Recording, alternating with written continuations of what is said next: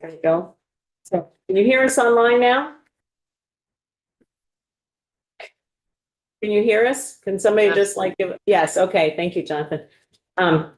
Okay, so this afternoon, we are going to continue our testimony on H594. We're going to get a little bit of background on the point in time survey and some of the data from there and other sources, and to take a look at sort of laying the groundwork of what is the problem for which we seek a solution, or at least progress, so that people have an understanding of what all of that entails. So I'm going to turn it over to Chad and to express our appreciation for your flexibility in our scheduling and rescheduling. So the floor is all yours. Great, thank you. And I will return the thanks to your flexibility in giving us a little more time. For the record, my name is Chad Simmons. I'm the Executive Director of the Housing and Homelessness Alliance of Vermont. I'm going to go ahead and share my screen here. And I'm just going to note for anybody else who is planning to testify this afternoon, if you have written testimony that you have not forwarded to Lori, it would be really helpful if you could, so she could get that posted. And if you plan to use the screen and share your screen, then you will need a Zoom invitation. And so I know you can do all that sort of behind the scenes. Okay, Chad, thank you. Great. So is my screen being shared? We see it. That's great. Excellent. I should probably just look right behind me. So thank you, Chair Wood, for the invitation. I hope to spend the next 45 minutes or 50 minutes. I'd love to give a little more time to other folks who are here to testify and share what's happening in their communities and the creative ways in which they're meeting people's needs. So my hope today is to do a number of things, as Chair Wood described, and just give a little bit of background on the Housing Homelessness Alliance of Vermont, in particular, our role in the continuum of care. I know in H594, there were some references to the continuum of care, and I just wanted to clarify kind of what our existence system is. That'll also lead me into how we gather data as a state. So the coordinated entry system, the point in time count, and then recent coordinated entry data to give us a little bit of a snapshot of where things are at. I'll also speak about the housing needs assessment. My former colleague and mentor, Maura Collins, presented to you all over the last couple of years around the needs of the state. And surprise, there is not one reason why we find ourselves in these crises around housing and homelessness. There's many. So there will be a need for many different approaches and tools to access to get us out of those crises. I'll end with a few notes and feedback and observations around 594. So I think the first and most important thing is why we exist, why HHAV exists, and that's to build a Vermont where the fundamental right to housing is enjoyed by all. And so just to emphasize that that is a fundamental right that we believe in and that everyone should have that access to housing. I just want to go over a couple of grounding principles and guiding principles for us, and this relates explicitly to 594 and our state's approach to homelessness. First and foremost, the role of government. Representative McGuire, I know in your introductory statement, you spoke about the need for the state to be able to provide the capacity and the resources in order to fulfill our obligation as a state. And so we believe wholeheartedly and foundationally that the role of government is to set the stage for people to thrive, people to live with dignity. And that also requires some resourcing of those needs.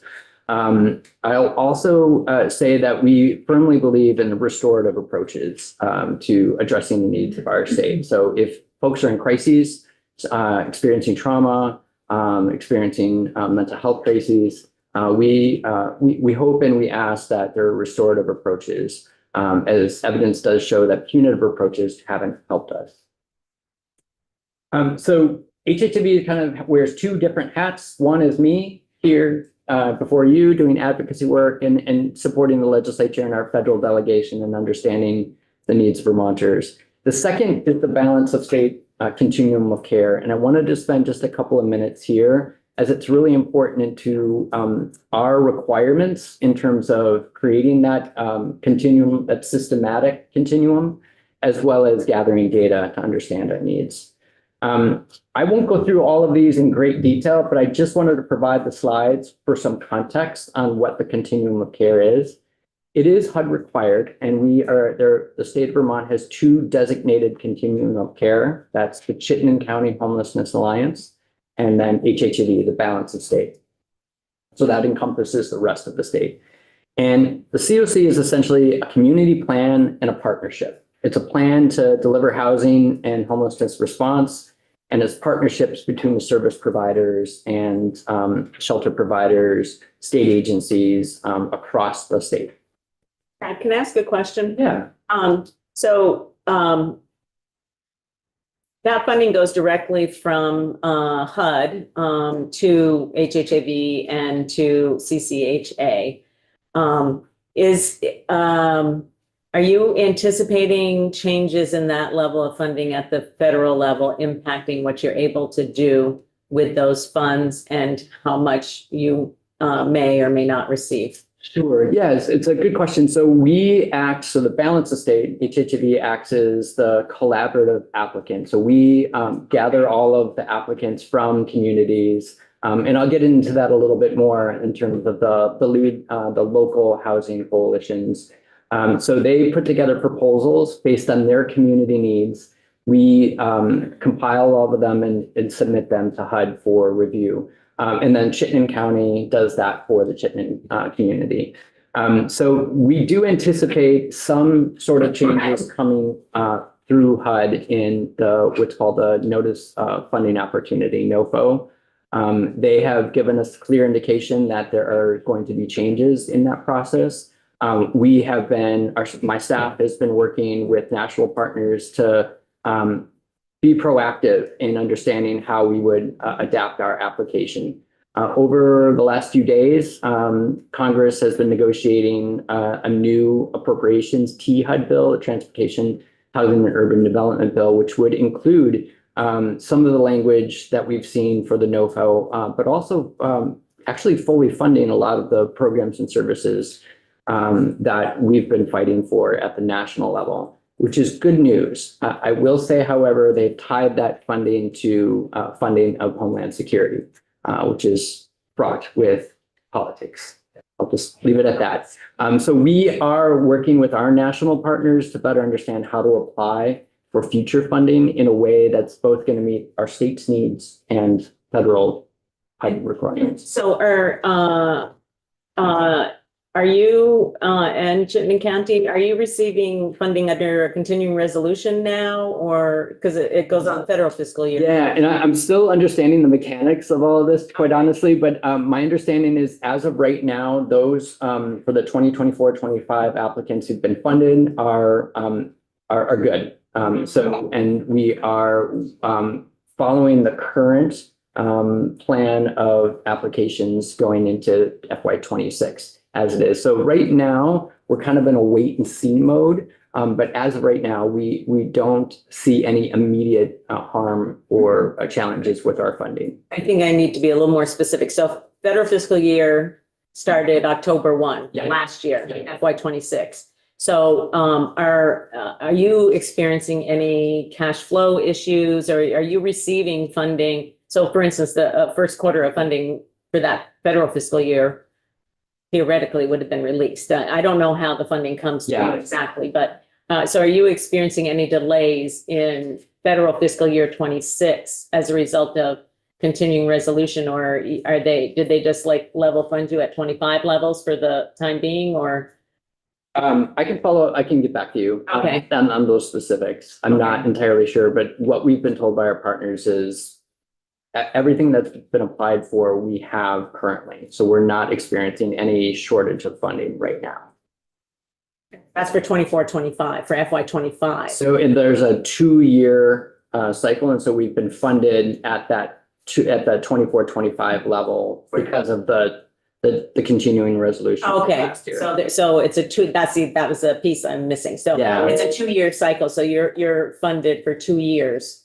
Yes. Each time you're funded. Yeah. Okay. Yeah. All right. And I can provide a little bit more specifics to follow up. That actually answered the question. Okay. So I didn't know you were funded for 2 years. Okay.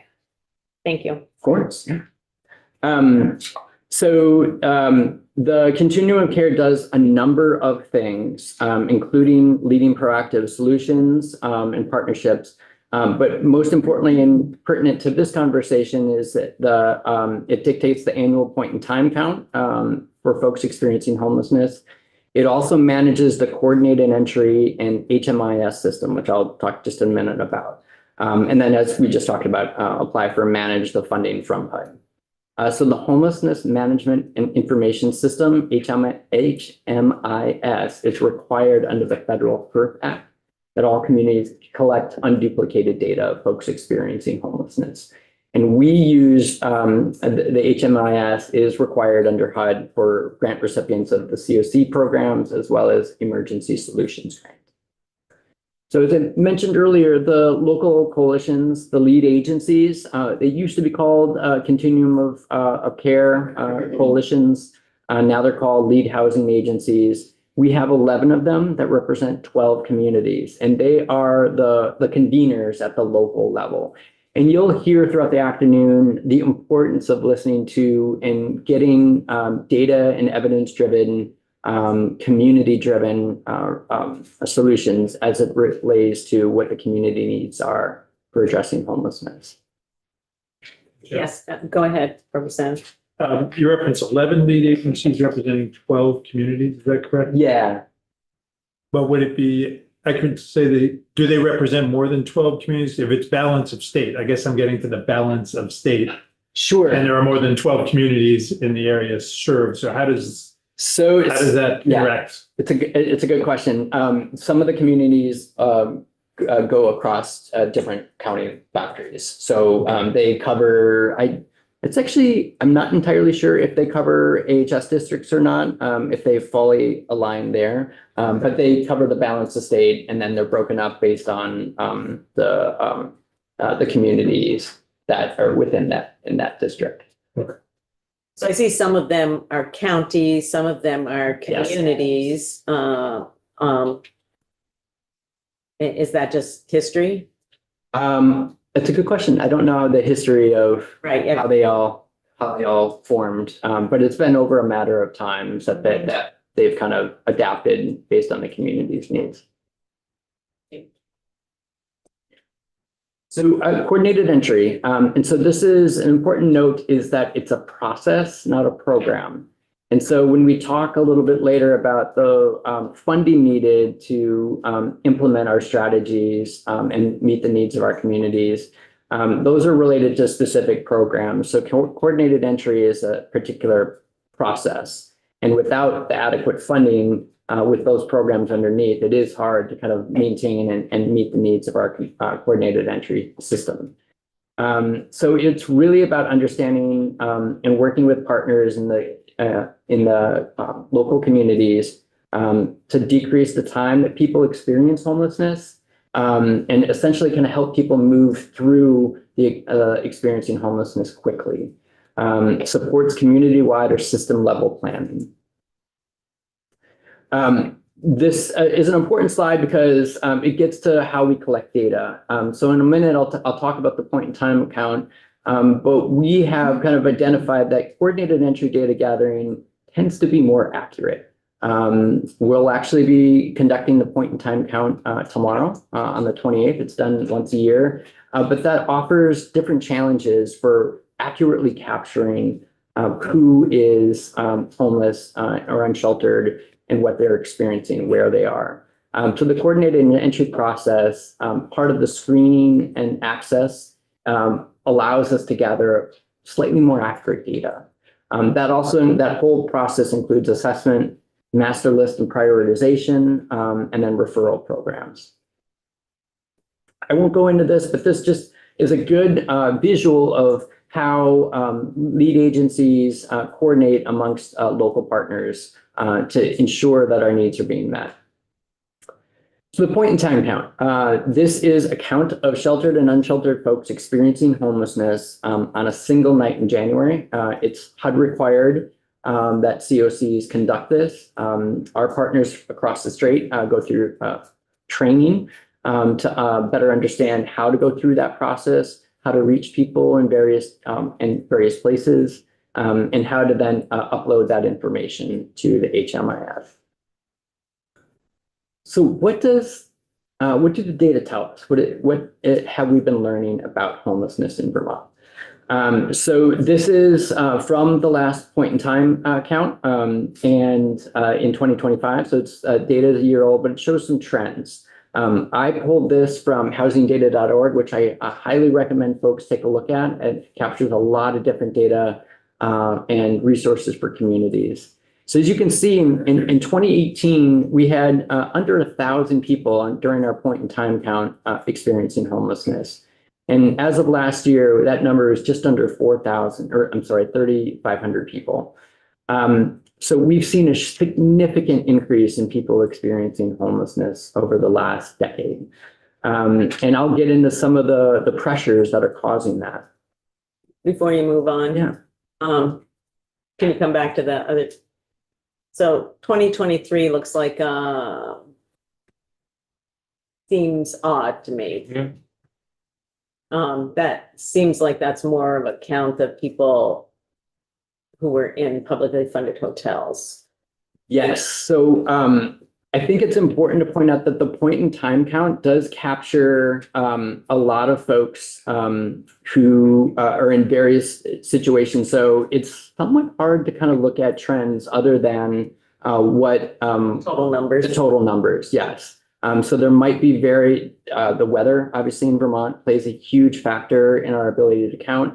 And so that is why you might see some variable or some outliers from year to year. I think that was in categorization because I don't think we ever had that much transitional housing in Vermont. So, okay. Yeah. So what I'm hearing you say is we should just be kind of looking at the overall Yes. number in terms of trying to gauge how many people in Vermont are experiencing homelessness. Yes, the trend. And it was pointed out to me when pulling some of this information and better understanding how we gather data, that it is difficult to reach folks, especially in rural parts of our state, and who, for a variety of reasons, just might not be able to be counted. And so again, we think that it's a good point in terms of data trends to look at, but not the most accurate in terms of captured data. Go ahead, Representative Easton. And you probably have said this and I probably just missed it, but this data is for balance of state numbers, not the entire state. This is for the entire state. That's a great question, which I made sure that I had that answer. So this is capturing all Chittenden County as well as the balance of state. Okay. Thank you for pointing that out. Just want to know. I just wanted to point out, I'm not going to go into this right now, but there is also what's called the housing inventory count, or HIC. We can happy to come back and do a more analysis of this, but this is essentially a point in time inventory of the provider programs within our continuum of care. So provider beds dedicated to serving people experiencing homelessness and the types of housing or shelter that are being provided. So I want to spend a couple of moments here on the coordinated entry and look at some of the trends over the last year.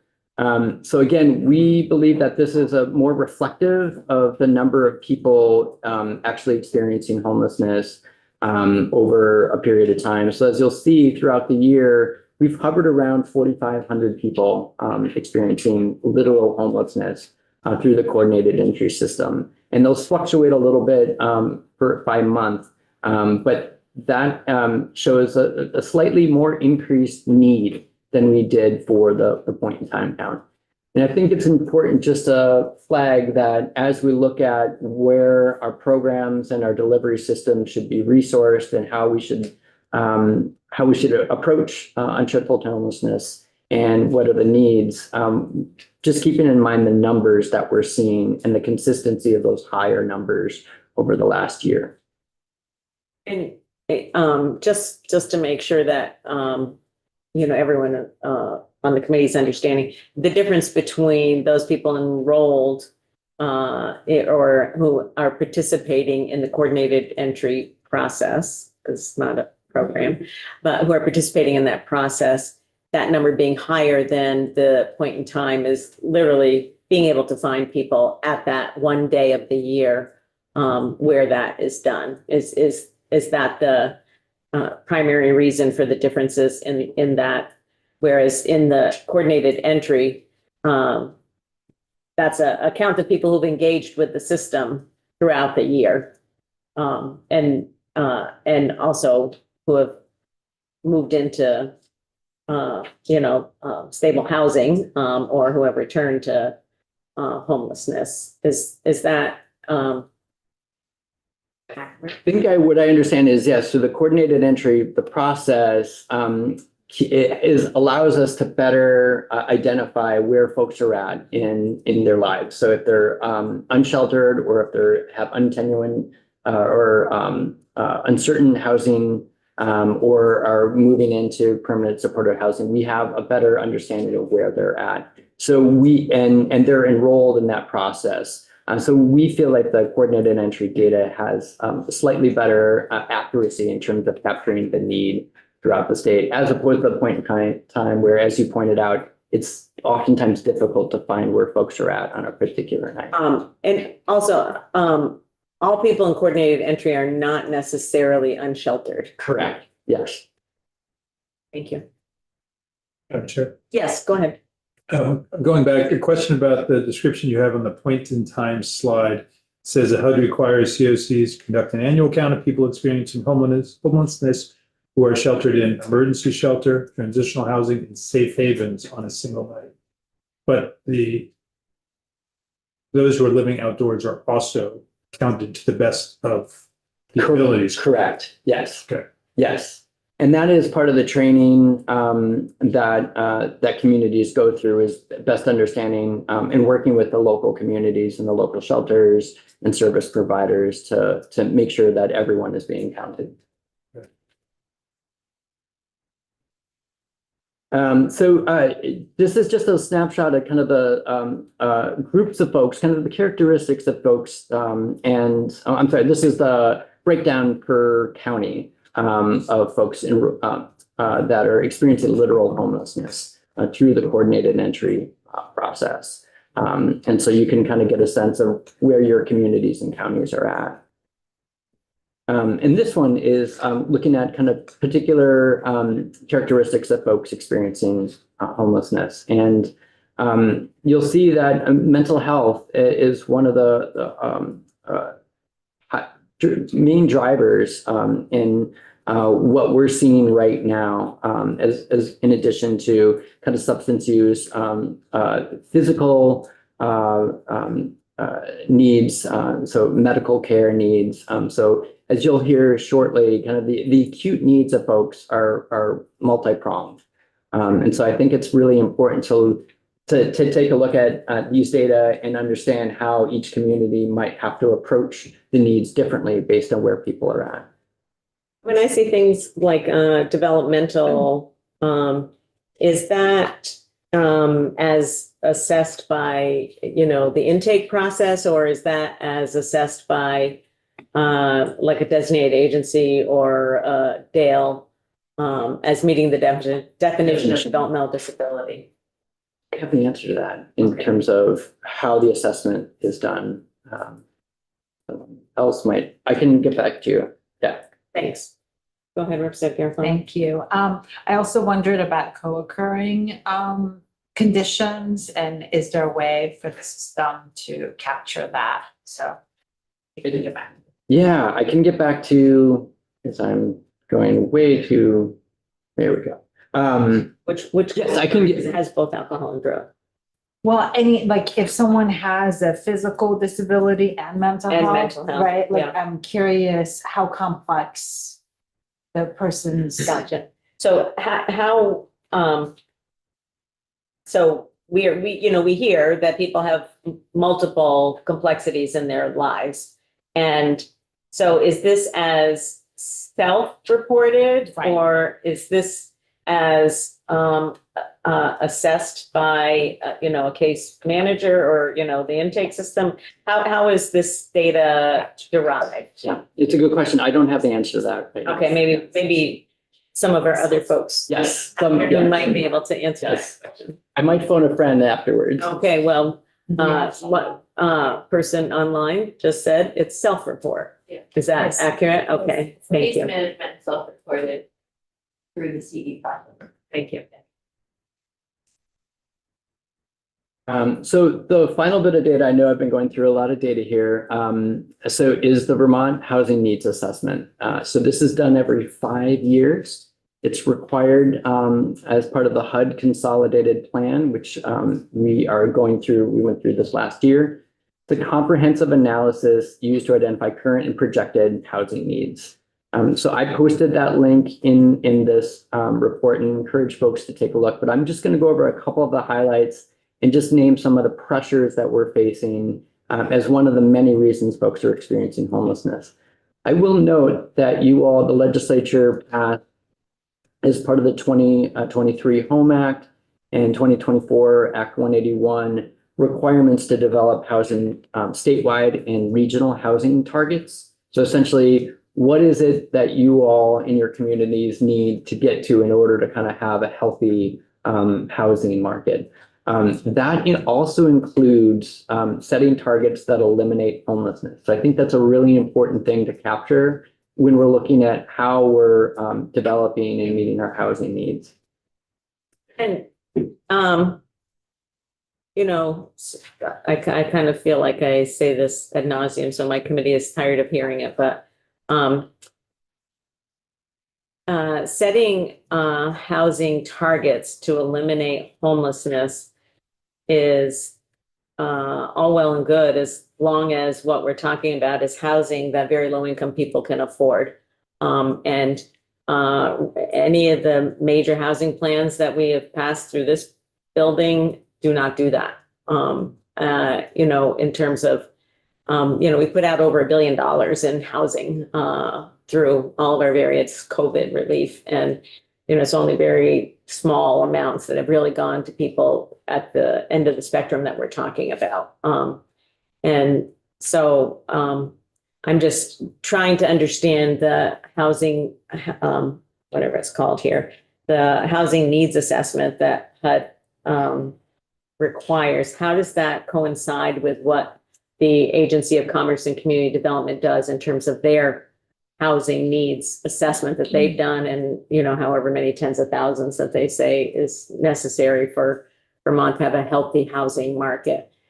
Is it something that's done together? The timelines are a little bit different. And does this housing needs assessment focus on housing for very low income individuals who essentially live on SSI or SSDI if they even applied for that? Yeah, it's a great question. So they're one and the same. So the HUD Consolidated Plan and the requirement to do a housing needs assessment every year comes through the Agency of Commerce and Community Development. And then a DHCD, the Department of Housing and Community Development, contracts out. So sometimes they may do it in-house or sometimes they contract out with Vermont Housing Finance Agency. So the last 2 assessments have been contracted through the Vermont Housing Finance Agency, and they've been the ones to do the research and reporting. And so. And I'll get to the second part in just a minute in terms of the needs of especially folks experiencing or have the needs for very low income housing. Yeah, and the supportive services, which I see up there, the service needs. And my recollection of that report was that it does identify service needs, service supported housing as necessary. But again, I'm just gonna continue to toot the horn of we need housing for very low income individuals. And doing it, 2, 3, 4, 5 units at a time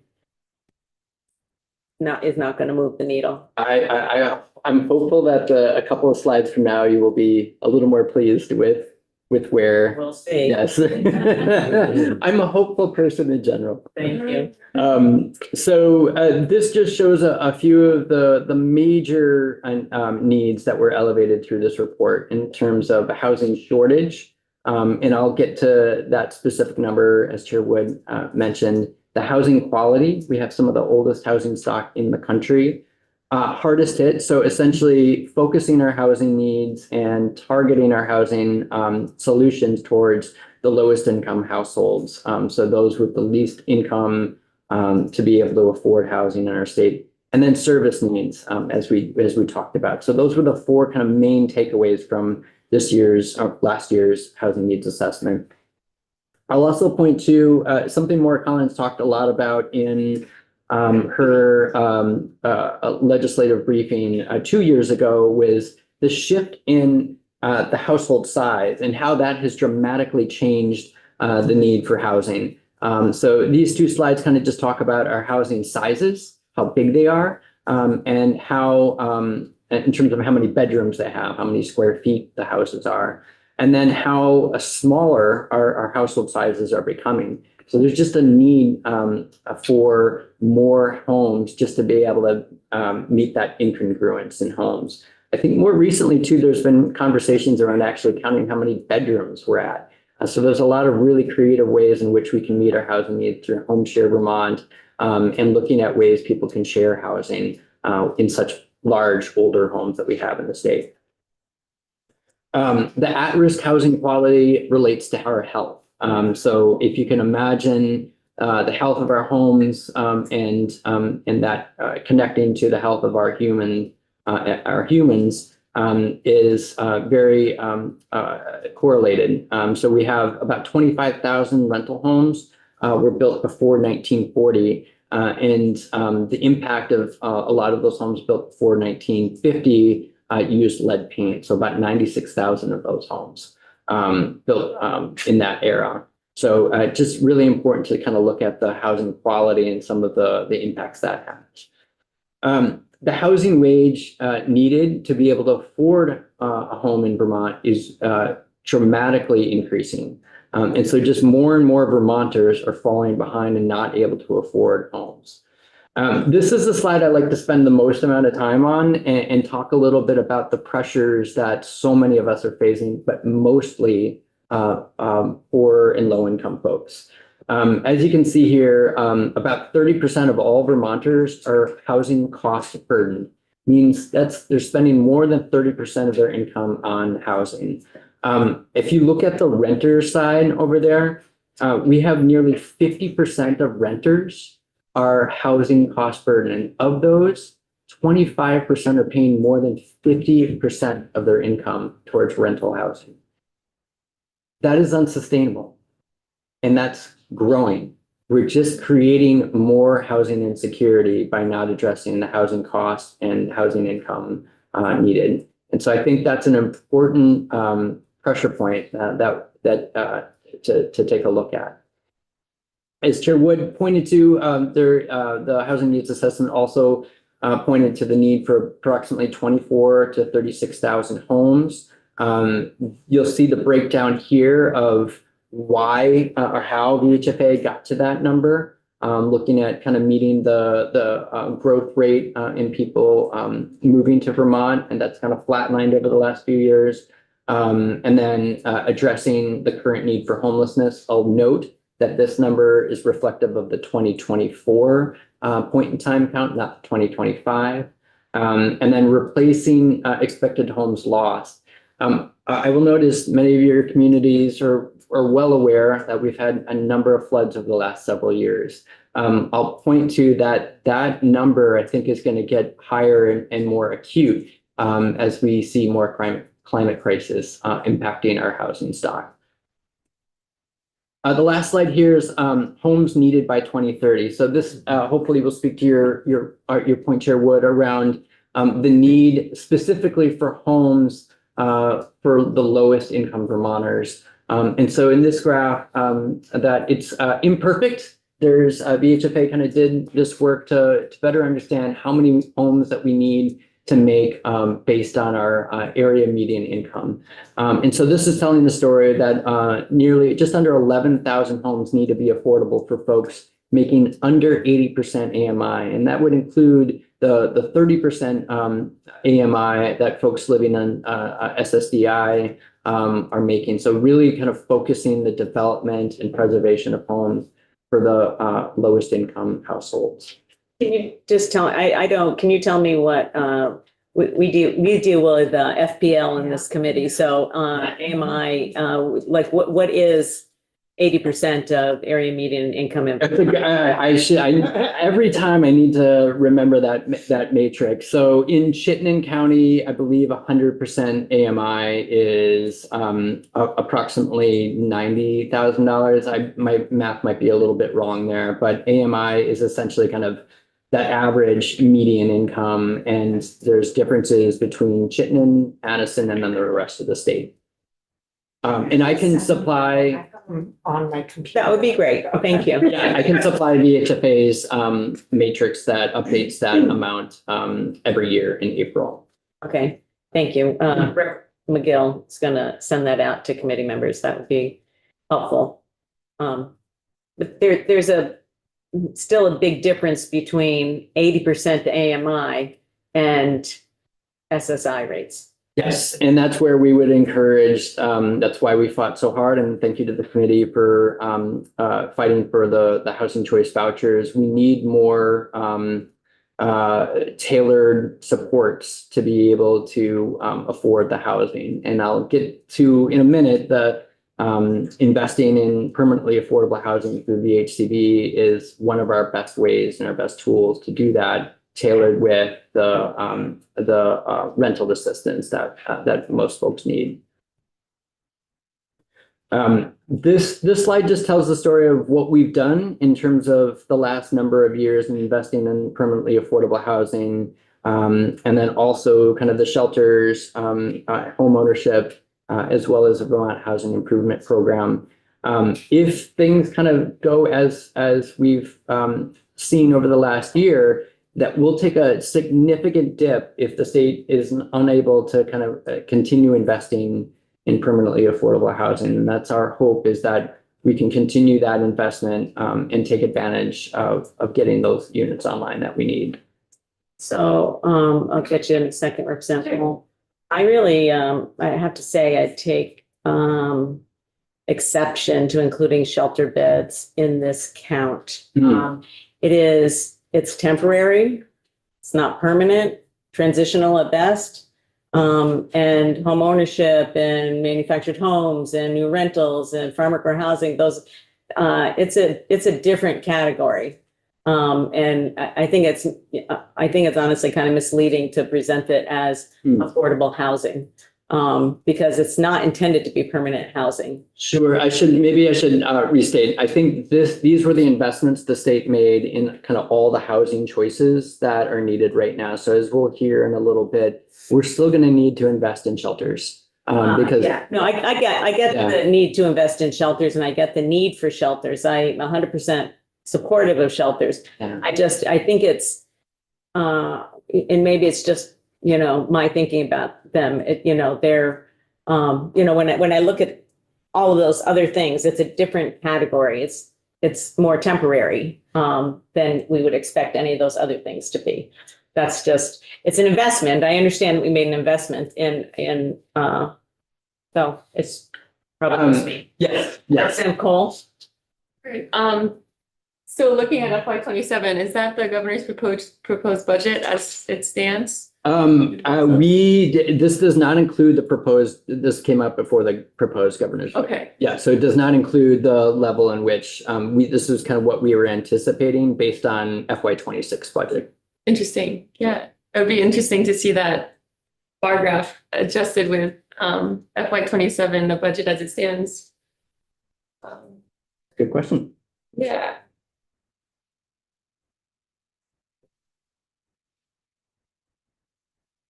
So just to put a finer point on the impact investing in VHCV has had, and essentially kind of specifically meeting our homelessness needs. And so the investments that you all have made over the last couple of years and freeing up apartments has allowed over 1,900 folks experiencing homelessness to have homes. So that's why we continue to say that through the housing continuum, one way in which we can meet people's needs is by investing in permanently supportive housing. Maybe I'll just go ahead, Chair. So just on that last slide, so I think that was within, I mean, BHCB is doing incredible essential work, but I think it's been 6 years, right? 2020 to 2026. So Yeah. to get 1,900, and then what's the number we're looking for? Coordinated entry number is just under 4,500. So yeah, I mean, hopefully, I mean, that just goes to show the extent of investment that I think is going to be necessary very strategically, just like Chair Wood said, you know, when we have groups like, I mean, I'll just put out there, like, let's build homes Vermont, sounds wonderful, but we're putting, you know, that is a request to put public dollars into all kinds of housing when public dollars, I mean, that's what the market is for, is that higher tier of housing. So I really, just on the record here, really hope we can very strategically use these public dollars for this specific purpose, because the market's not going to fill that gap there. And I don't want to be misled by, you know, organizations with good intent, but I don't know, that's just my personal, yeah, but thank you for highlighting those numbers. It's really important. And finally, some of the investments the state has made in the Vermont Housing Improvement Program. And I know that was a big component of 594 and just highlighting that increase in investments in these types. Again, we'll need many tools, and we'll talk just a minute, and some of our providers can speak to the investments through HOP, through GA that are also required, again, to address that gap that we have. So if you just bear with me for one more minute, I just have a couple of slides, but I've been thinking a lot about this. Again, I'm in week 3 of this job and thinking about what I've been hearing from our providers and what I've been, the stories I've been hearing from people experiencing homelessness. And I've been thinking about this idea that people are complex and systems should be simple. And what that means when we're trying to leverage the continuum of care that we have and the coordinated entry system and making these systems softer for people. So I just encourage folks to look at this dance performance that was done a couple of years ago by Johan Orsi. Let's see if this works.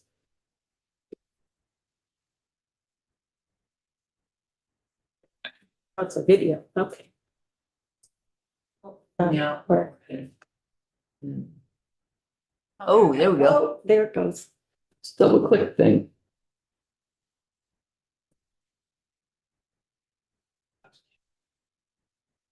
Hopefully it's a trampoline. I will send this link. Oh, there it goes. There, yeah. Oh, he bounces back. Mhm. That's what's not on the slide. Mhm. Oh, well.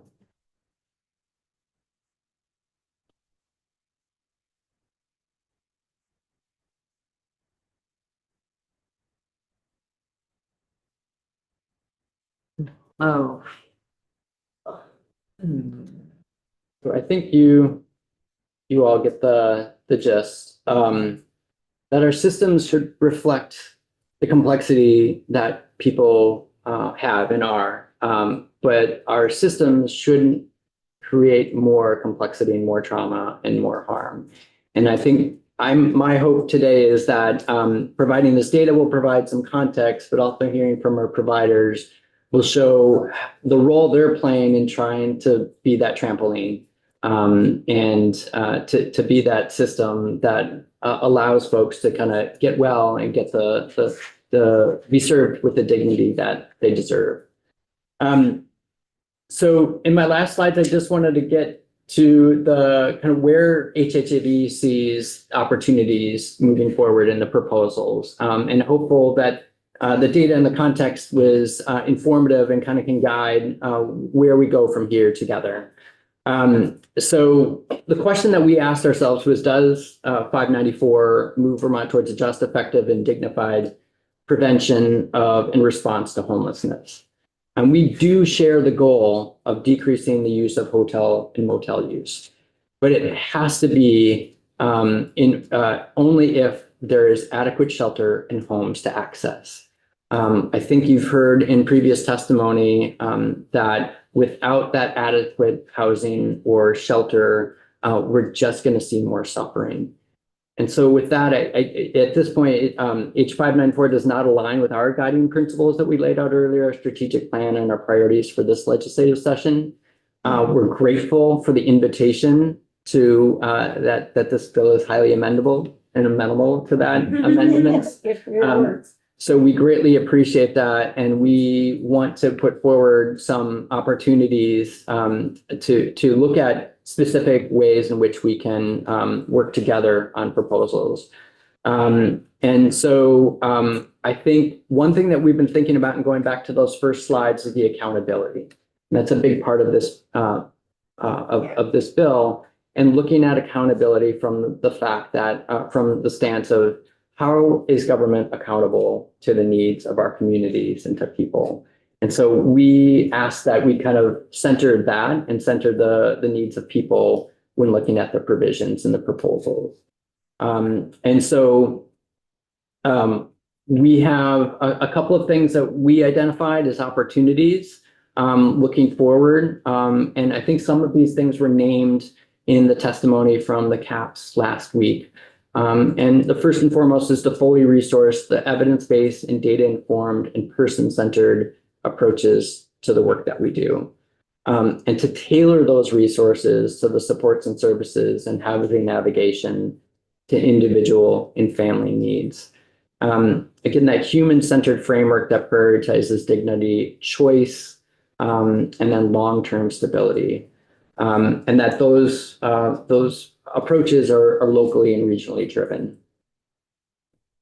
Some of the things that we identified is to build from what already exists, and you'll hear testimony and some examples of what's working right now and how we could scale those up. And again, our priorities for this legislative session are kind of articulated here in terms of the funding and appropriations to both create and restore and preserve affordable housing, appropriations for HOP, for GA, and then again, want to thank the committee for its support in the HOP financial assistance in the BAA and the voucher contingency fund, which we know is also in the BAA. And I'll end with just the land use and zoning, and continuing to look at that as a tool, especially even with emergency shelters and the need for shelters and creative housing solutions to be able to access the land and have the permitting that allows those things to go online quickly. And as you'll hear in a little bit, that can be a barrier for some of our communities trying to increase shelter capacity. So we are working, a coalition of housing and advocate groups are working on a proposal that we hope the committee will look favorably on, and we'll be excited to come back and talk a little bit more about those provisions in the coming days and week. And then I'll end with just encouraging you all to listen to our experienced and talented and knowledgeable and mission-driven providers in our community. Thank you, Chad. Just so people are clear about timeline. So we'll be taking testimony throughout the week here on this. And then we're going to be moving to markup next week. And we'll be, still probably a smattering of testimony during markup, but just so people have an understanding of timeline, because we have, in addition to this being a really important area, we have 2 or 3 other really important areas, including the budget that we have to fit in all before the second week of March. So, I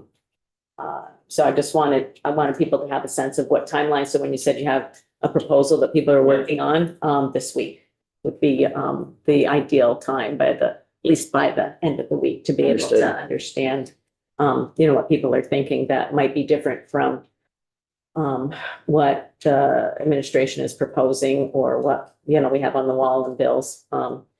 And I encourage people, if you haven't looked on our website, you can find the Department for Children and Families, what they're calling a housing proposal again. Shelters are temporary housing, but there's going to be a parade of commissioners through here. Actually, we're going to be in room 11 downstairs tomorrow afternoon because there's quite a cadre of people who are going to be here. So I'd encourage people to join in and listen to their perspective about what they're proposing. But you can see it all in the, I'll borrow Ann's for a minute. Their book that is on our website for Friday, Lori, for Friday. Thank you, Chad. Oh, do you have a question? Yeah, just a quick Inquire. question. Thank you, Chad, so much for that information. Within that is your agency or anybody else taking time to explore the numbers within coordinated entry of new and returning enrollments? I'm not necessarily concerned with the new, more concerned with returning, and as it specifies here, returning clients that had exited in HMIS. Previously, they were in the system. They were exited, some into stable housing, and now have returned. That number is significantly high. There seems to be a higher rate of new and returning individuals than are exiting. Has anybody maybe dug in a little bit deeper to the why? Yeah, and I'm excited to hear our providers share a little bit more about that. I think some of the things, the feedback that our members have been sharing is adequately resourcing existing programs will allow us to kind of meet those more acute needs. As you saw in the coordinated entry data, one of our highest percentages of people kind of identified characteristics are folks experiencing chronic homelessness. So those needs to meet the needs of folks need to be tailored. So we do recognize that the data shows that trend. And I think I invite some of our providers to talk a little bit about, the approaches that they've been making. Okay, just to follow up quickly, you use the word like that centered person. I see a little bit of it that involved to that. It's vitally important that we provide these opportunities and different entry points in regards to that person's responsivity. That's person-centered, is recognizing their learning style, recognizing their need, and their ability to respond to what's being supported and provided. That's why it's so imperative that we expand these programs, the other rapid rehousing that are working. But we're also placing people in a position at this time that they may not be capable of responding to, i.e. somebody that's struggling with homelessness, but maybe dealing with high acute mental health or substance abuse needs, and placing them maybe in a more independent setting. That's a recipe for problems. They're not getting the support, they're not getting the need. Also, that's where I bring in the word accountability. I got to ask, how are we defining accountability? Accountability is really defined as, requiring or expecting to justify our actions and decisions responsible. Even within restorative practices, as I do that too, the main component within it's layered is accountability within restorative practices, responsibilities in our commitments and obligations and doings. That's not punitive. That's restorative. If you remove accountability out of any layer of your system, the fidelity of the system collapses. So I like to encourage, we look at the context of what accountability is, and not at times insert that word to maybe meet a narrative in regards to a punitive response, because that's never how I practice. And the other point with like H94, we're looking to, and again, highly amendable. We're looking to diversify and put things into place that help strengthen the wonderful, effective practices that are already being completed, and understanding also a lot of those mechanisms, i.e. eligibility, verification, that pertains to the state benefit of a GA voucher. That is a state benefit. That's a benefit. That's not a program. That's a benefit. So with that, would it be easier to qualify and access the shelters, permanent supportive housing, VHIP programs, or a GA voucher? What would be more, if I'm homeless right now, what is the easiest access that I have to get unhoused? Is it through a GA voucher or accessing the wonderful, outstanding programs that we already have in place through shelters? I will let the providers, I think- I'll let the providers answer that Just from a question. contextual standpoint, Yeah. what are the eligibilities? Oh, you're not to- asking for an answer. Yeah, no. Yeah. What's the eligibility to Yes. access the cot shelter? Nothing. What's the eligibility to access a GA Hauser? That's all laid on out there. So I want to be clear that we got to keep everything in the context of what it is. A lot of that eligibility stuff has to do with the GA voucher. The rest of it has to do with strengthening everything that you just mentioned there, and also keeping accountability in the context of what it is. I appreciate everything you're doing. Thank you. Yeah, thank you, Representative. And I'm sure Jonathan will correct that, but shelters do have eligibility there. It's not just like walk in and you get a bed. Do you have a question, Representative Steady? I have a question. Do you have any data I could get on people that were homeless, received an apartment or a home, and then were evicted for not paying rent, not taking care of the property, et cetera? Can I get that data for the last few years, maybe 5 years? I can check to see if something like that is captured. I'm not familiar with it. No. Okay. Thank you. Thank you. Thank you. Thank you, Chad. Thank you. Appreciate it.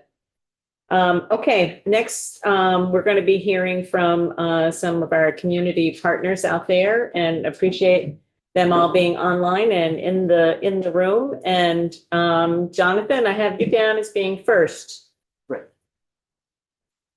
Welcome. Wonderful. Thank you all very much. Can you hear me okay? Yes, we can.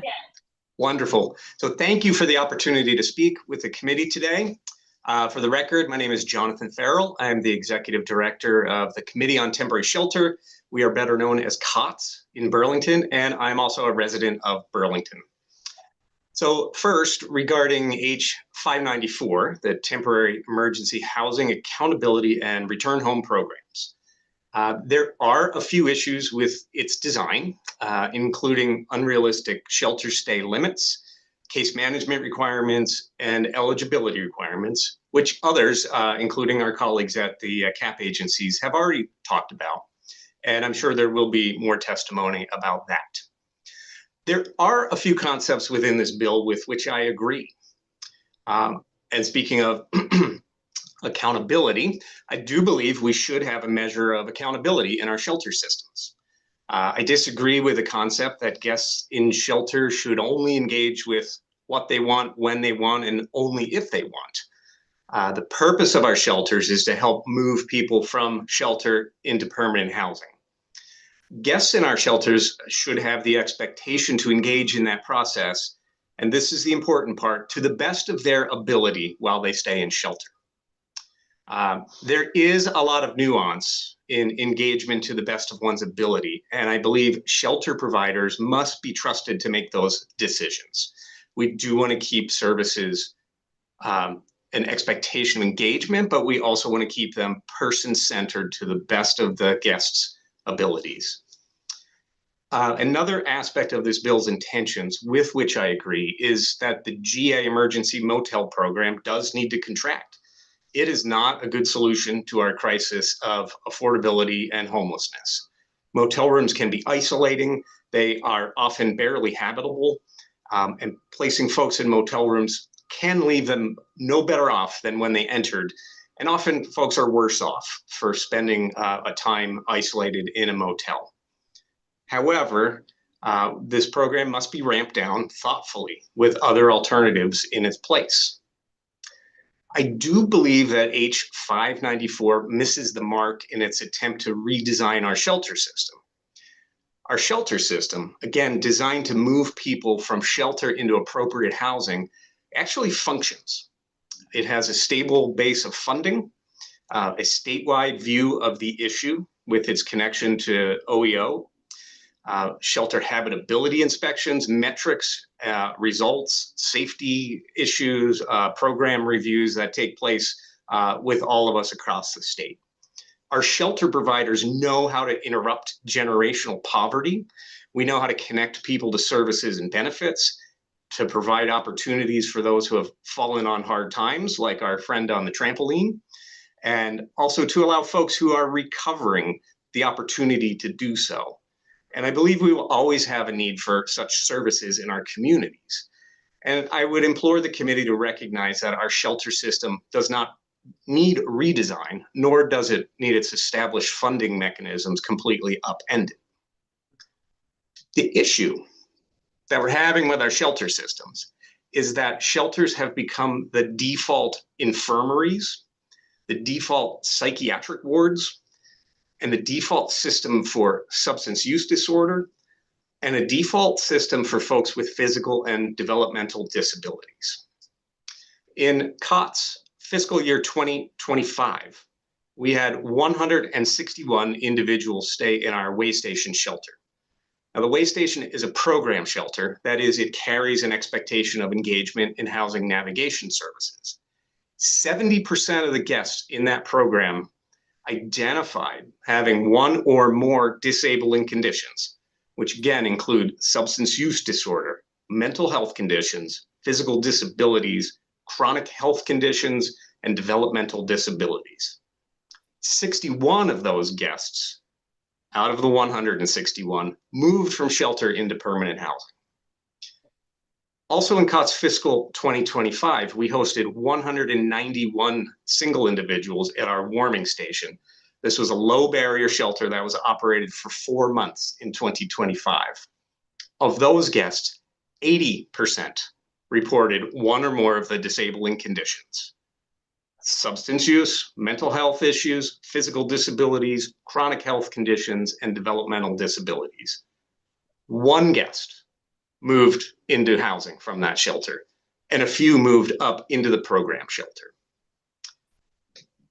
Our day station is a drop-in center for those who are 18 and up who are experiencing homelessness. Every day we offer meals, showers, laundry, internet, computer access, access to the shelter program, our services, and we host many community partners in that space to serve the population. We're open 365 days a year, and we are now seeing 80 to 100 people a day coming into that space.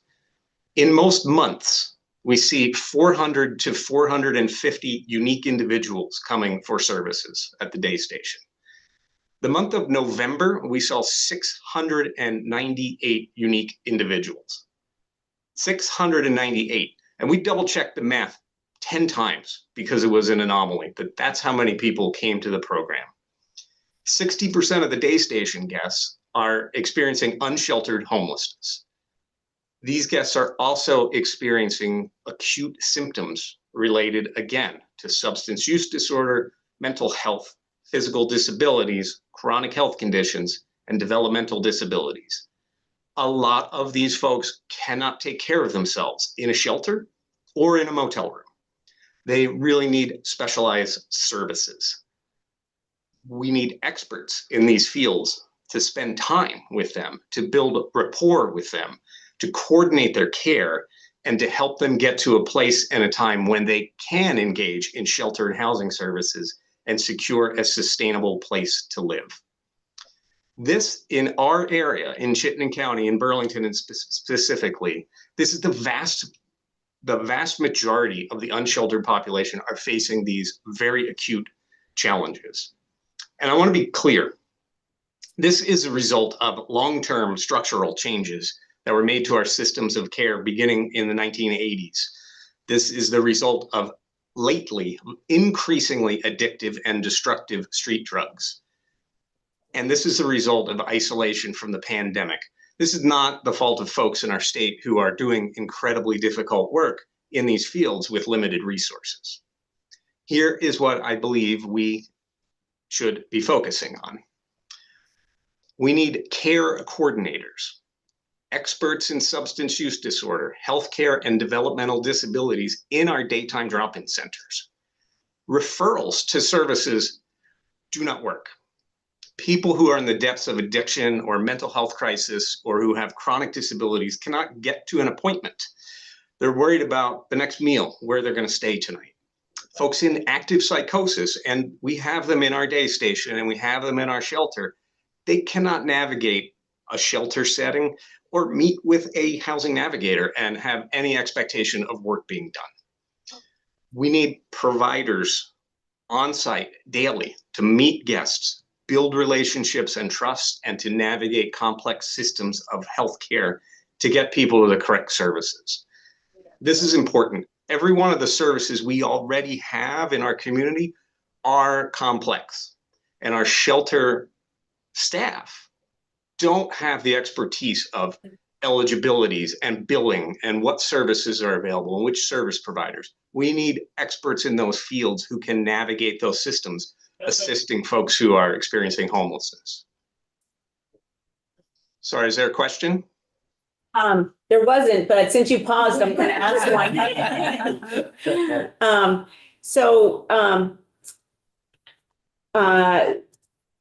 We often hear in this committee about how, you know, the Agency of Human Services is 100% in across all departments. And you might have heard me mention earlier that they're going to be all in here, room 11, tomorrow afternoon, to say what they're doing in each one of their departments to help address the issue of homelessness. And so I am curious, Jonathan, is what I'm hearing you say is that you currently don't see those people in the community. And I get what you're saying about referrals don't work. You know, referrals, schmurls, you know, I mean, it might still be a foreign language. If somebody is struggling with, like you said, just trying to know where they're going to get their next meal or, you know, take a shower someplace. Do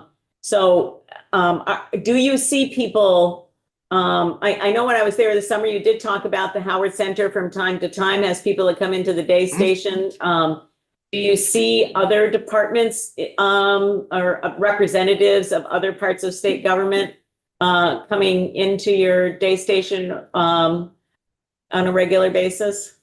We see state partners more sporadically when staffing allows and for acute cases or specific needs for specific guests.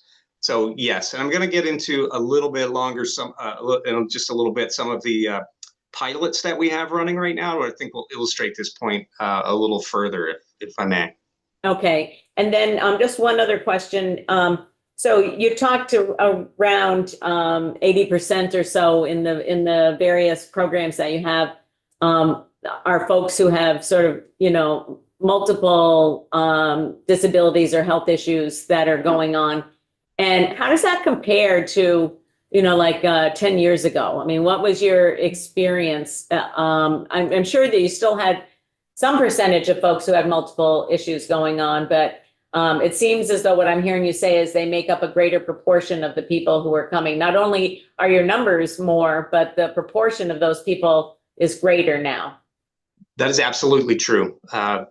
10 years ago, the complexity was not as high, nor were the numbers of people. So it's an accurate statement to say that 10 years ago, the acuity of our guests was lower, you know, and that these are more complex needs, especially around mental health and substance abuse, which are often co-occurring. So what we're seeing and I guess I'll ask this question of everybody who's going to come after you as well, but what we're seeing in H594 is sort of this investment in certain things, but then essentially, you know, ramping back and eliminating other things over a period of time. And do you feel like that's a realistic period of time to achieve, you know, what it is we're trying to achieve, which is a substantial reduction in the homeless population?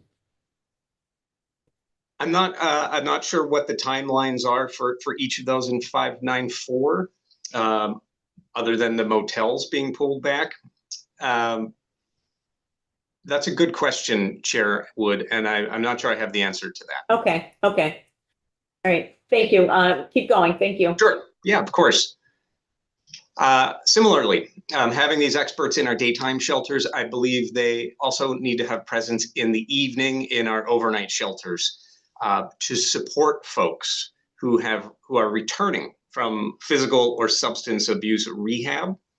So while they're in shelter after treatment, they can have ongoing supports in shelter. To be clear, the goal here is not to turn shelters into infirmaries or psych wards, but these experts will divert folks to the appropriate treatments and support post-treatment stay in the shelter while folks are engaging in housing navigation. We also need to invest in residential treatment beds for substance use disorder, mental health, and for healthcare. And I'd like to illustrate with a few stories, if I may. We have raised money through the temporary opioid settlement funding and through private donors to have recovery coaches from the Turning Point Center of Chittenden County full-time in the day station. That's 8 hours a day, 7 days a week. And in the evenings at the way station, 7 days a week. A person who had been in and out of our shelter and other services in the community for more than a decade showed up at the way station, heavily intoxicated on a brutal winter night, and was given a temporary overflow bed. In our shelter, an overflow bed is a cot in the lounge where staff can monitor the folks to make sure they do not die. This person wanted to be admitted into the shelter program, and we asked that they meet with a recovery coach in the morning. After meeting with the recovery coach, shortly after, they were offered a 14-day treatment bed at Valley Vista. That treatment turned into an offer for a 90-day treatment program, which has been accepted by this guest. When they complete their treatment, they will have a bed in our shelter, and they will have recovery coach support daily and every evening, 7 days a week, while they're accessing the shelter program and housing navigation. We had a 71-year-old woman with a chronic health condition who has been staying in our shelter. Previously, they were unsheltered, living on the streets, coping with UTI and other health issues. And because Community Health Centers is funded to be in our day station 2 times a week and in the way station 2 evenings a week, again, this is through temporary funding through the opioid settlement funds. She has the medical help that she needs, and she has the people who know how to navigate the medical system. Again, our shelter staff run shelters, which is difficult work in and of its own right. And they cannot be health experts, they cannot manage medications, they cannot arrange appointments, and they cannot navigate complexities of the healthcare system. And lastly, an individual experiencing homelessness was discharged from the hospital in Burlington to St. Albans because his chart showed that he had family there. Well, he had not lived there in over 20 years and was discharged into the streets. He managed to find his way to Burlington and to the way station shelter. And again, staff provided an overflow bed, and he was examined by Community Health Center staff who were there. An appointment was made for him for the following day, and COTS got him to his appointment. He was treated for his physical disabilities, for his physical ailments, and was able to follow up with medical staff in the following days at the day station. He was also able to connect with the Howard Center street outreach team and get diagnosed for his mental health issues. The interventions made it possible for this person to be admitted into shelter and to engage in housing navigation services. As an aside, we also have a nurse from UVM Health in the day station once a week, and they are able to help navigate folks in the healthcare system, but the need is overwhelming for one person a few hours a week. This nurse has also confirmed that dozens of homeless individuals have the note DC/DS on their chart. And that stands for discharge to day station. So left the hospital, dropped off at COTS. So in summary, I would implore the committee to please stop tinkering with the shelter funding and shelter design. That's solving the wrong problem. I would encourage us to keep our shelters adequately funded through HOP and OEO.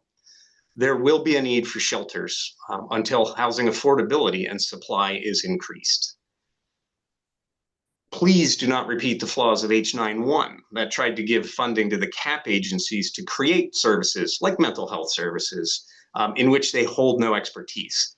That's an important part. Please thoughtfully shift GA funding from motels to our state departments of health, its division of substance use programs, the Department of Mental Health, the Department of Aging and Independent Living, and Economic Services Division to provide experts in the field to our daytime and overnight shelters. We, again, need expert care coordination at least 5 days and evenings a week who can get to know our guests, build relationships, diagnose, triage, and arrange care management for those who are in the throes of mental health issues, addiction, and medical disabilities. That's the problem that we need to solve. We need to better coordinate our existing healthcare systems, evaluate, and if necessary, provide more residential treatment centers of all varieties where people experiencing homelessness can get the help that they need before entering a housing-focused shelter system that functions. I believe that my colleagues at the state are aware of this need and are willing to do the work to direct the funding and the personnel to meet this need. Lastly, there will also always be a need for limited pool of motel rooms to solve immediate crisis. We often have people and families show up in our offices and our waiting room with nowhere to go on Friday afternoon. A reasonable supply of motel rooms for short duration will provide an immediate solution that can then be followed up on. Thank you so much for your time. Happy to take any questions if time allows. Thank you, Jonathan. And would you, it seemed as though you had some prepared remarks. If you could send them in to Lori, that would be great so we can post them so we can make sure to review them in detail as well. I certainly will. Thank you. I think that what we're going to do is hear from your colleagues, and then we're going to open it up for questions for everyone, if that's okay. So Angus is in the room, and thank you for being here. And will that work for you, Jonathan, if we do that? Or you have that? Okay, thank you. Welcome. Thank you so much, Chair Wood. Good afternoon. For the record, I'm Angus Cheney, Executive Director of the Homeless Prevention Center. Our organization provides emergency shelter, supportive services to people in Rutland County. And a little about where we fit into the homeless continuum of care that Chad introduced earlier. So we conduct outreach to people who are unsheltered or in motels. We're the lead agency for coordinated entry. And so we provided 332 household assessments last year and technical assistance to the county's 18 other coordinated entry partners. We operate programs tailored to families, individuals, youth, and people struggling with mental illness. Currently, we're providing case management to 243 people in 117 households. And I want to note that 70% of those households that I just mentioned have been involved with the state's GA program in some way. Some are sheltering in a motel right now as we work together to secure permanent housing. Others were in a motel when we started working with them, but have since transitioned to permanent housing. And so we're providing the retention services. And another group of them were in motel, and we've since been able to bring them into one of our 9 scattered site emergency shelter apartments where they're getting services.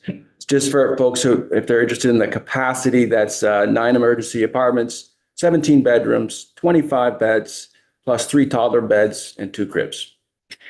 We provide supportive housing for both families and individuals through partnership with our local landlords. We chair the local Rutland County Continuum of Care group and staff a landlord liaison who works with local owners and coordinates with the agency administering VHIP, that program, Vermont Home Improvement Program that was just brought up. Last year, we provided over $422,000 in targeted financial assistance and rental assistance to rehouse 110 homeless households and prevent homelessness for another 116 households who met HUD's definition of at risk. That sort of thing keeps us going. It's hard work, and those are the data that we keep bringing back to our continuum of care and to our staff so that they can see that what they're doing is working. It's a great time for me to thank this committee too, because you've also been considering through budget adjustment some additional funding for both the CAP agencies and our organization so that we can keep getting people into apartments and preventing evictions. So thank you very much. And we were successful. Yeah, thank you very much. Appreciate So far. it. Now, the full body needs to Right. vote on it, but the appropriations committee voted yes. Much appreciated. It's so timely. Thank you. All of these activities and more that there just isn't space for here are aligned under two simple objectives: prevent homelessness among people at risk and rehouse people who are already experiencing homelessness. This year, we served over 900 Vermonters who were homeless or at risk, and I want to thank the legislature and our many partners for making that possible. Just a side note here, sometimes at my organization, when it's really not working well with a client and everybody gets a little heated up, maybe they leave in a huff and the door gets closed kind of loudly. They cool off and they're back a week later and we're working with them. And I feel a little bit like that myself. I know I had some real criticism with certain legislation the last session, and I appreciate that you welcome me back into your room and are willing to hear from me again. So thank you. Thanks so much for hearing from HHAV and some of the directors around the state today. I cannot tell all the stories. And so it's really good we've got Jonathan here and Julie and other folks who are queued up. They know what's working locally. They know where the gaps are. And those local realities powerfully inform our opinions on H594 and related legislation. At this month's local continuum of care meeting in Rutland, we were exploring trends and data from last year and noticed an uptick in the number of people who exited the homeless master list to permanent housing around the time of one of the GA eligibility contractions, cliffs, whatever you want to call it.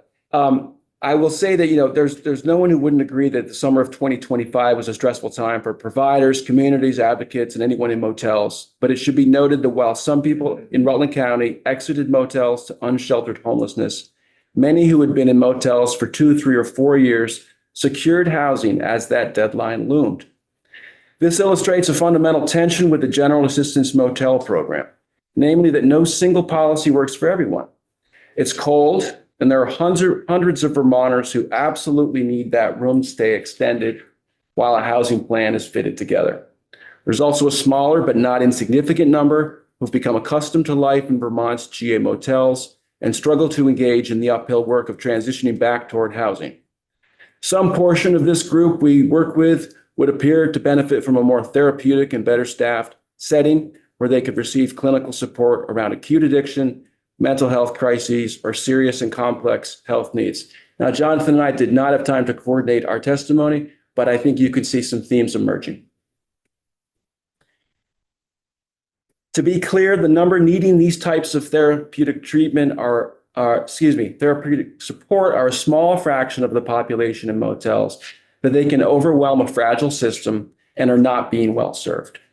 In Rutland, we struggle to reconcile our strong rehousing and prevention outcomes with the dispiriting data on how many of the county's motel rooms are still serving as long-term shelter.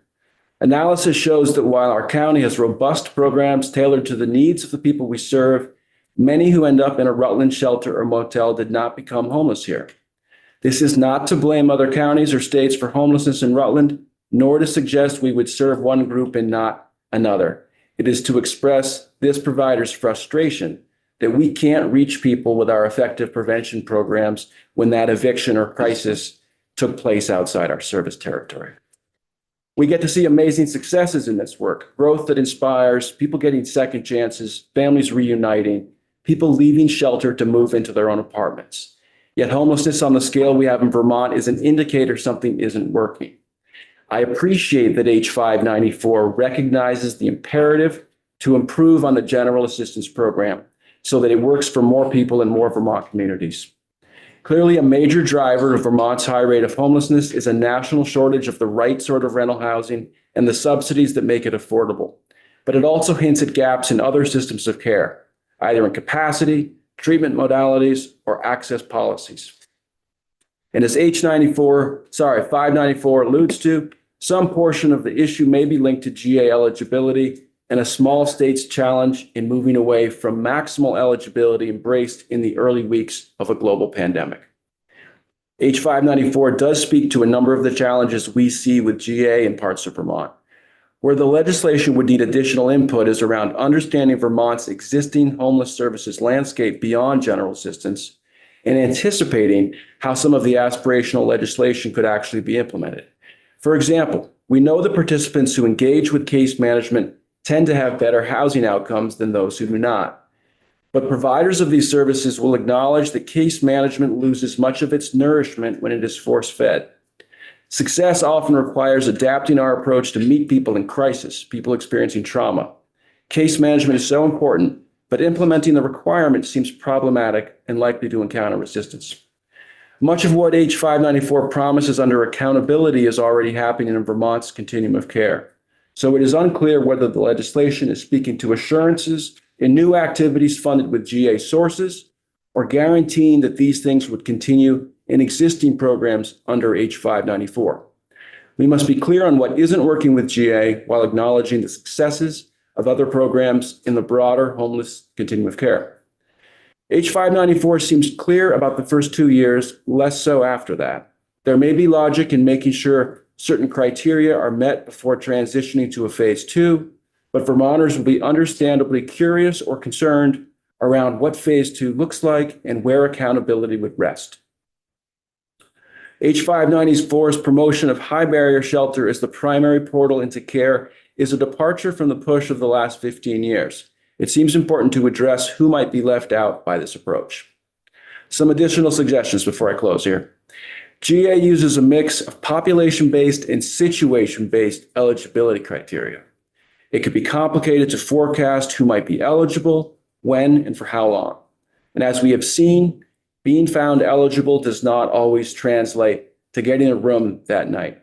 I really like what Chad mentioned earlier about people are complex, systems should be simple. I want to echo that. It is difficult to legislate the real-time chaos out of emergency programs, particularly when rationing an essential benefit. Whatever shape new legislation takes, the legislature and administration may want to engage the Human Service Board proactively to see if there are areas of agreement such that the number of hearings might be reduced and participants, state administrators, advocates, and HSB members would have the clearest understanding possible about what warrants an appeal and how that appeal would be received. Few things are as controversial as discussing residency requirements for programs, but I encourage the legislature and administration to explore this area to see if there aren't solutions that would be fair and humane to people in crisis without Vermont becoming a regional response to homelessness for the Northeast. This might start with the state agreeing to at least gather better data on where people are entering GA motels became homeless, but not tying that to eligibility. If this isn't better understood and addressed at some point, I do not see how additional state investment in housing could significantly reduce demand for Vermont's emergency shelter programs on a one-for-one basis.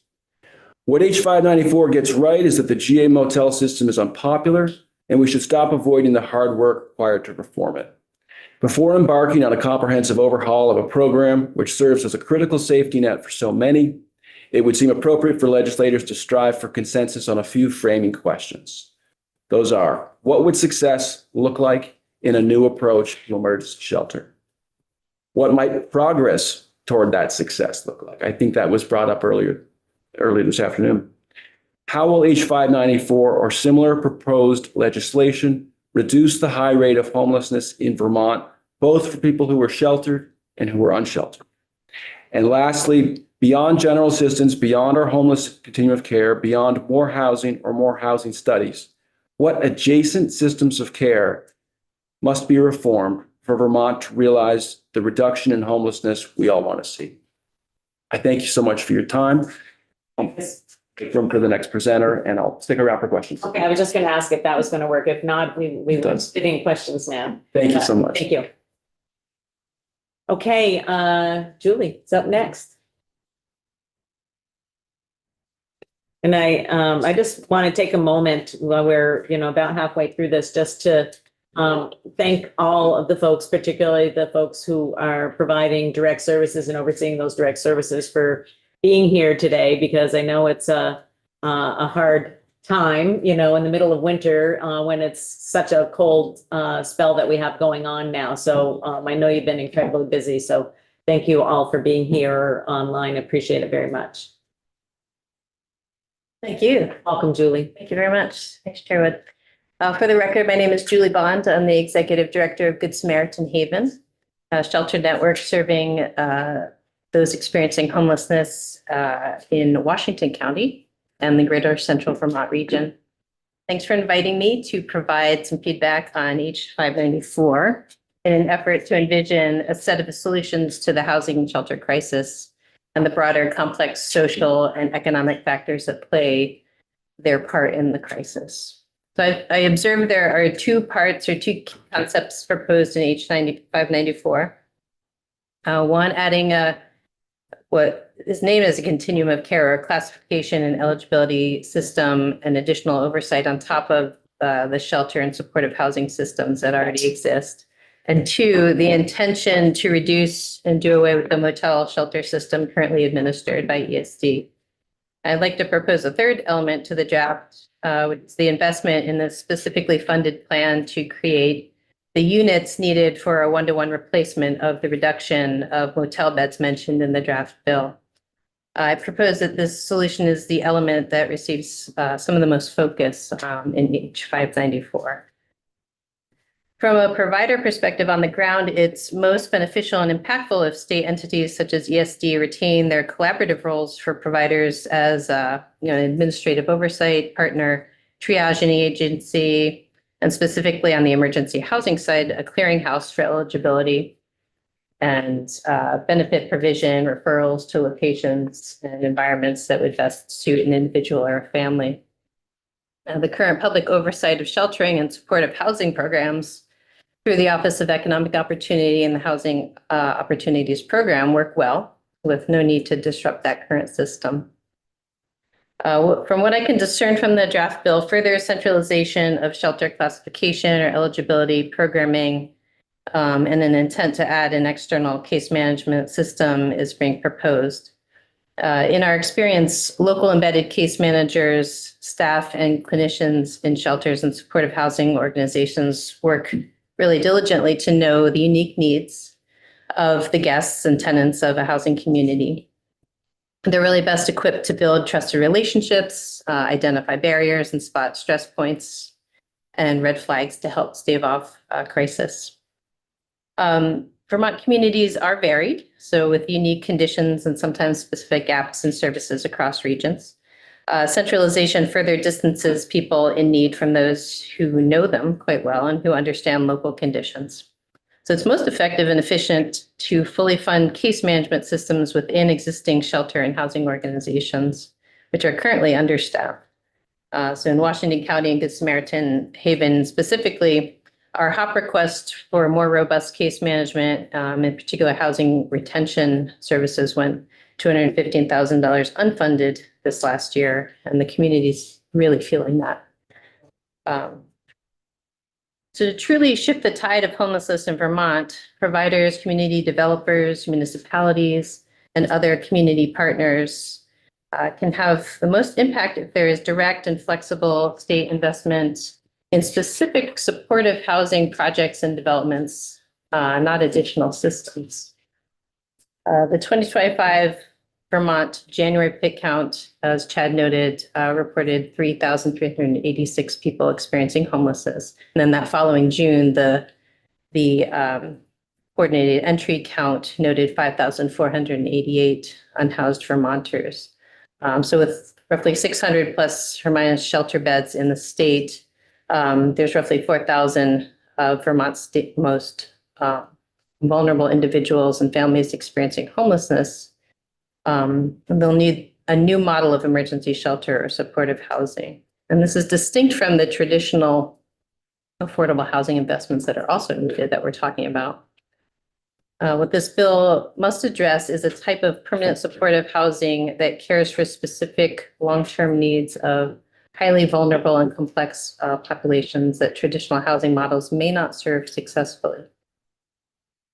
I see that a lot in, as you're talking about returning to homelessness. Most counties and regions and providers in Vermont know what they need and how many people they typically serve. So in Washington County, that's currently between 500 and 600 people a year.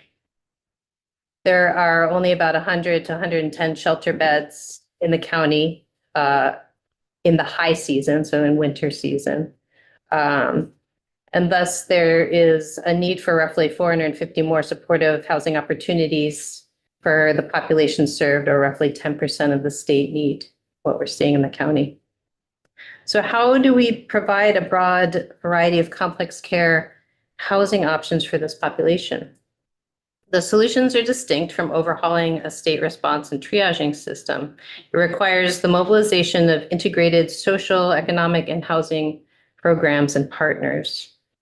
Each county and region in Vermont has its own way of doing this and its own understanding of what's needed. These needs are unique, and we welcome sharing our needs as we're all doing today and over these weeks. So in Washington County, the types of complex care housing options that we see are really needed are more home care provider and mental health group homes, not less. So in a moment when Medicaid eligibility is forcing this model of care to dry up, this will force more people, vulnerable individuals with mental illness or developmental disabilities, back into the shelter system or on the street. That's a great fear of ours. We're looking for long-term structured recovery homes or recovery neighborhoods to have for building a life of recovery from substance use. Skilled nursing homes and residences that do not discriminate against those who smoke or who might have a history in the criminal justice system is deeply needed. Supportive housing communities, complexes, neighborhoods, and buildings are needed that are staffed and managed to prevent isolation and loneliness and support executive functioning and life skills that are required to be successful in independent living. Single room occupancy units are needed for many individuals. That would be very helpful and successful. Within the above structures named, specifically, housing for families, youth, elder housing, and DV housing options are certainly key demographics that are needed. A combination of solutions are needed that include economic, healthcare, social, and housing opportunities. Jonathan and Angus really named that as 4 legs of stability, a stability bench. Now, housing alone will not solve this problem in a sustainable fashion if the core social barriers aren't addressed along with them. Rural homelessness is vastly different from suburban or urban homelessness. Resources, spaces, real estate, transportation, job opportunities will all play a role in how a county fashions their own solutions to those needs. So as an offering for inclusion in the draft H594 bill, I propose we build a multi-constituent, multi-partner model and solution over the next 3 to 6 years across the state that takes into account the unique needs of each region. In Washington County, for example, there are opportunities to develop 50+ units of supportive housing and complex care shelter capacity immediately if the projects were fully resourced right now. To address the 4 legs of stability that I noted above, I offer the idea that state might invest in things like recovery resiliency models that are akin to the recovery village model that's innovated and adopted by Jenna's Promise and Johnson Village in Caledonia County, or Lamoille County, right? Sorry, that was it. Lamoille County. That's right, we know where it is. Yeah, you know very well. And that supports folks in recovery from substance use, and it's a beautiful village model. So that innovative and successful model espouses a holistic combination of economic, downtown, rural revitalization principles, combined with life skills training, social connection rather than isolation, and the creation of recovery-specific housing. So a resiliency village could do the same in communities with high rates of complex homelessness in multifaceted ways. So what community doesn't want to be resilient, healthy, and economically robust? A bold and creative solution could include the state issuing an RFP to allocate a phased level of annual investment in resiliency village projects or needs-specific housing over a multi-year period, like a 6-year period. And the goal would be to develop the 4,000 supportive solutions needed across the state with commensurate reductions in the GA motel programming spending as new supportive units come online. It will require sort of that one-to-one replacement. Otherwise, we will see this unsheltered homelessness influx and crisis that we're currently experiencing. Our county is at a breaking point. So that will require infill in downtowns, relaxation of local and state zoning regulations. It'll allow for the revitalization of vacant infrastructure and new and existing business owners to employ those with complex support needs. And eventually, a rent model could be integrated past the voucher model, and then a homelessness to home ownership model for some. For those who need permanent supportive community living, it would always be available to them. We'll always need this. So in short, any of the sheltering and supportive living options mentioned above could be linked to the types of economic, workforce, life skills training that has been lifted up by those such as Jenna's Promise and the Town of Johnson's Recovery Village model. So it's a great potential for the state, municipalities, business owners to weave social infrastructure with housing and our community partners that support our most vulnerable folks holistically and sustainably. So in closing, by fully funding the HOP program and the ongoing GA programming for 2027 and phasing in investment in resiliency villages or complex care, needs-specific housing, permanent supportive housing over several years, motel programming could be steadily phased out as units came online. So please consider allocating a third budget line, a third solution line for investment in new development. And by engaging in the knowledge on the ground and the unique needs of each community, the local partner agency ecosystem will remain healthy, balanced, and will have the capacity to build the new alternatives to the motels, region by region. By fully resourcing the existing organizations that have their own case management teams, will remain efficient, personal, and effective. And finally, by engaging providers directly and becoming discerning investors in future projects that are already in pre-development, together we can create one-to-one replacements for the reduction of motel rooms over time. We look forward to partnering with you in this creative and vital work, so thank you. Thank you very much, Julie. Appreciate it. Thank you. And I think committee members, you can kind of see a trend, in terms of supportive services and not doing away with one before we've built the other, I think is another common theme. And now we're going to hear from Roxanne. Welcome, Roxanne. We're delighted to have you here from Bennington. And this is one of the good things about Zoom and YouTube. We can have witnesses from all over the state without them having to spend the day traveling here, especially when the roads aren't that great. So thank you for being here this afternoon. We appreciate hearing from you. Thank you. Good afternoon. Thank you all for giving me the chance to speak today. And I do echo the fact that I'm very appreciative that I can do this via Zoom. Not only are the roads not great, but we're also going into our 5th night of our extreme cold weather shelter. So that wouldn't have worked out so well for me today.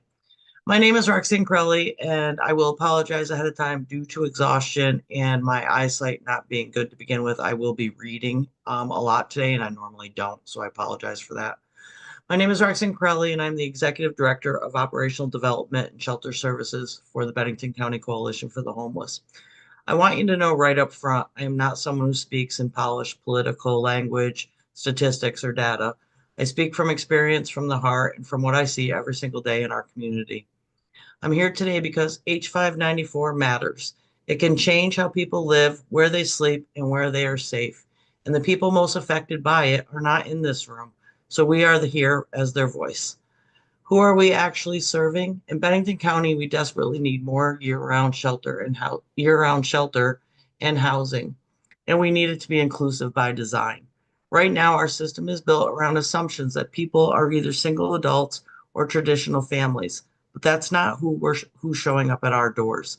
We see non-traditional families, we see people with serious medical and mental health needs, we see elders, and we see unaccompanied youth. We see veterans, we see victims of DV and SV, we see those with criminal backgrounds, we see people in recovery, and we see active drug users. We see people who simply cannot afford permanent housing. We see people who cannot survive in congregate shelter, and people who do need and who do not meet the criteria of traditional family shelters. I should add, and I'm sorry that I didn't write in the beginning, in Bennington County, as Chad gave you the numbers earlier, we're counted at over 400 homeless individuals. And we know that we're not getting the full count due to our rural area. Bennington County Coalition for the Homeless only has 16 beds for individuals, adult individuals, and our family shelter is only 9 units. We do thankfully have an outreach team that is out there trying to help those that are still unsheltered, but we are only housing, we're not even housing the smallest fraction of those who are actually homeless in Bennington County. When people are turned away from us, it's not because they don't need shelter. It's because they don't fit the definition tied to the funding or because they cannot safely coexist in the spaces that we have available. That is heartbreaking, and it's fixable. H594 needs to support inclusive shelter units, not just shelter beds, so we can meet people where they are, not where a rule says they should be. Funding that doesn't match reality. We currently have $500,000 in HUD earmarked funds, and we are actively looking for property. While we are grateful for that support, I need to be honest with you. That amount does not buy and renovate enough property to meaningfully serve our community. And even if it did, capital funding alone does not keep the doors open. Shelters don't run on good intentions. They run on staff, heat, utilities, food, essential needs, case management, housing navigation, safety, and support. Without guaranteed long-term operating funds, we are setting projects up to struggle and possibly even fail. H594 needs to clearly tie long-term operating dollars to capital investments, or we will keep building plans instead of solutions. Congregate shelters are not working. I also need to say this just plainly again. Congregate shelter is not the answer for most people. Every day, people are turned away in Bennington County because congregate spaces are unsafe or inaccessible for them, especially people with trauma histories, medical needs, mental health challenges, and or the need for stable sober living. This is not because providers aren't trying hard enough. It's because the system was not designed with all these realities in mind. H594 must make room for non-congregate, low barrier options alongside shelters with programs and more structure for people who are ready for that. One size does not fit all, and pretending it does is hurting people. Short-term fixes aren't fixing anything. We continue to pour money into short-term emergency responses, pop-up shelters, extreme weather sites, and motel placements. And I understand why. When someone is freezing, you act. Several of us have been doing exactly that for the past 4 nights with no immediate relief in sight. But these temporary shelters are crippling the very providers who are already exhausted from supporting our most vulnerable neighbors all day, every day. These approaches are expensive, exhausting, and temporary. They don't allow consistency, stability, or real progress towards permanent housing. They keep us reacting instead of solving. H594 should help Vermont move away from repeating these emergency cycles and towards real lasting infrastructure. GA cuts will have real consequences.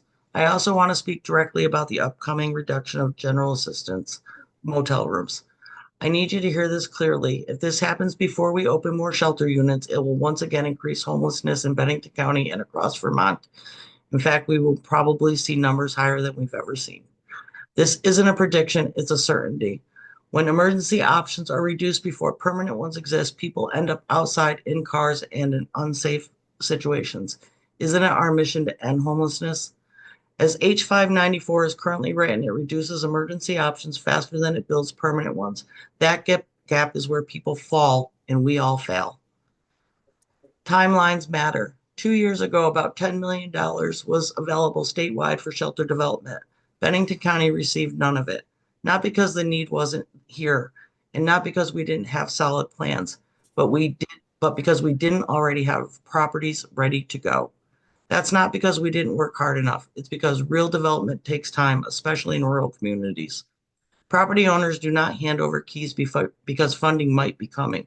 Sellers cannot wait months for reimbursement. Reimbursement grants work for operations, but we need a better, faster way to acquire and renovate properties if we are serious about expanding shelters. H 594 needs to reflect that reality, or communities like ours will continue.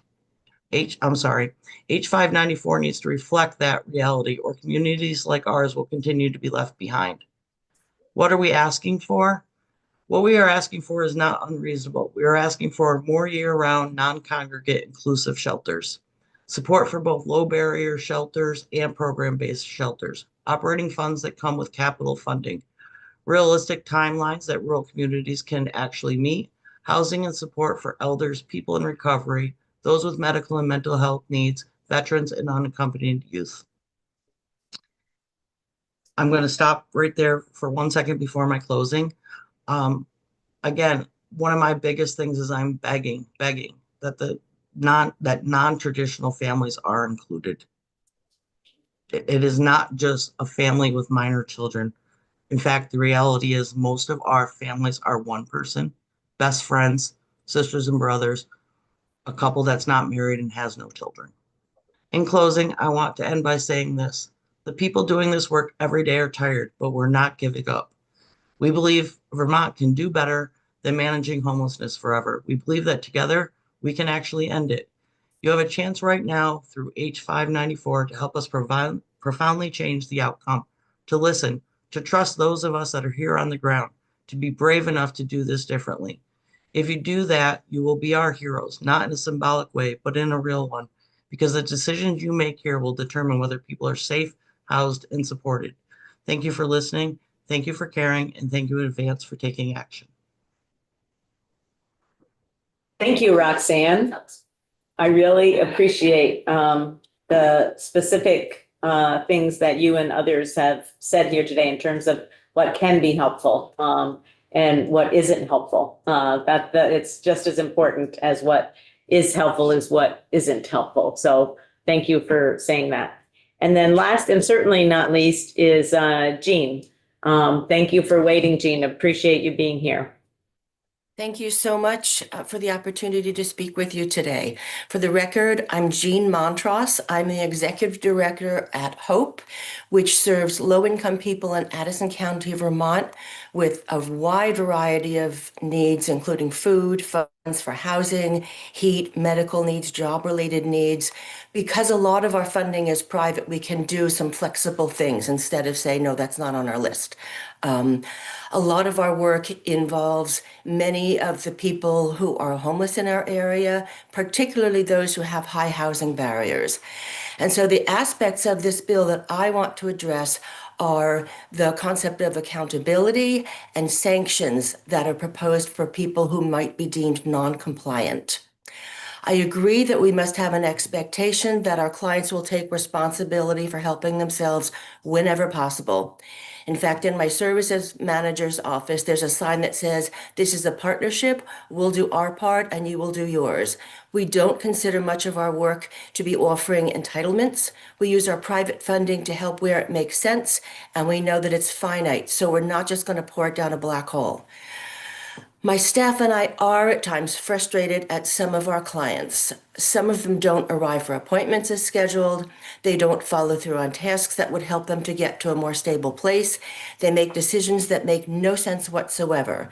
This is not because they choose to blow us off, but because they are often incapable of carrying through. However, this is often not visible. There's a high correlation between homelessness and severe trauma and traumatic brain injury, or TBI. Now, lately, the word trauma is being overused and it risks being discounted. what I want to tell you about is severe trauma.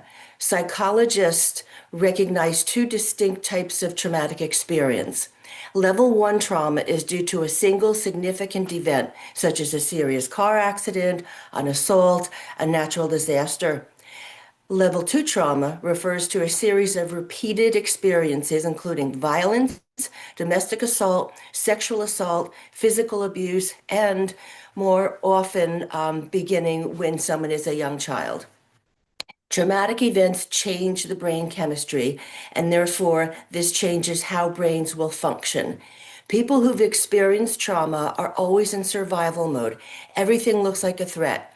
They're unable to concentrate, make rational decisions, to form meaningful relationships. There's just too much in the way in their heads. And yet, because they don't look as if anything is wrong with them, we blame them for their behavior.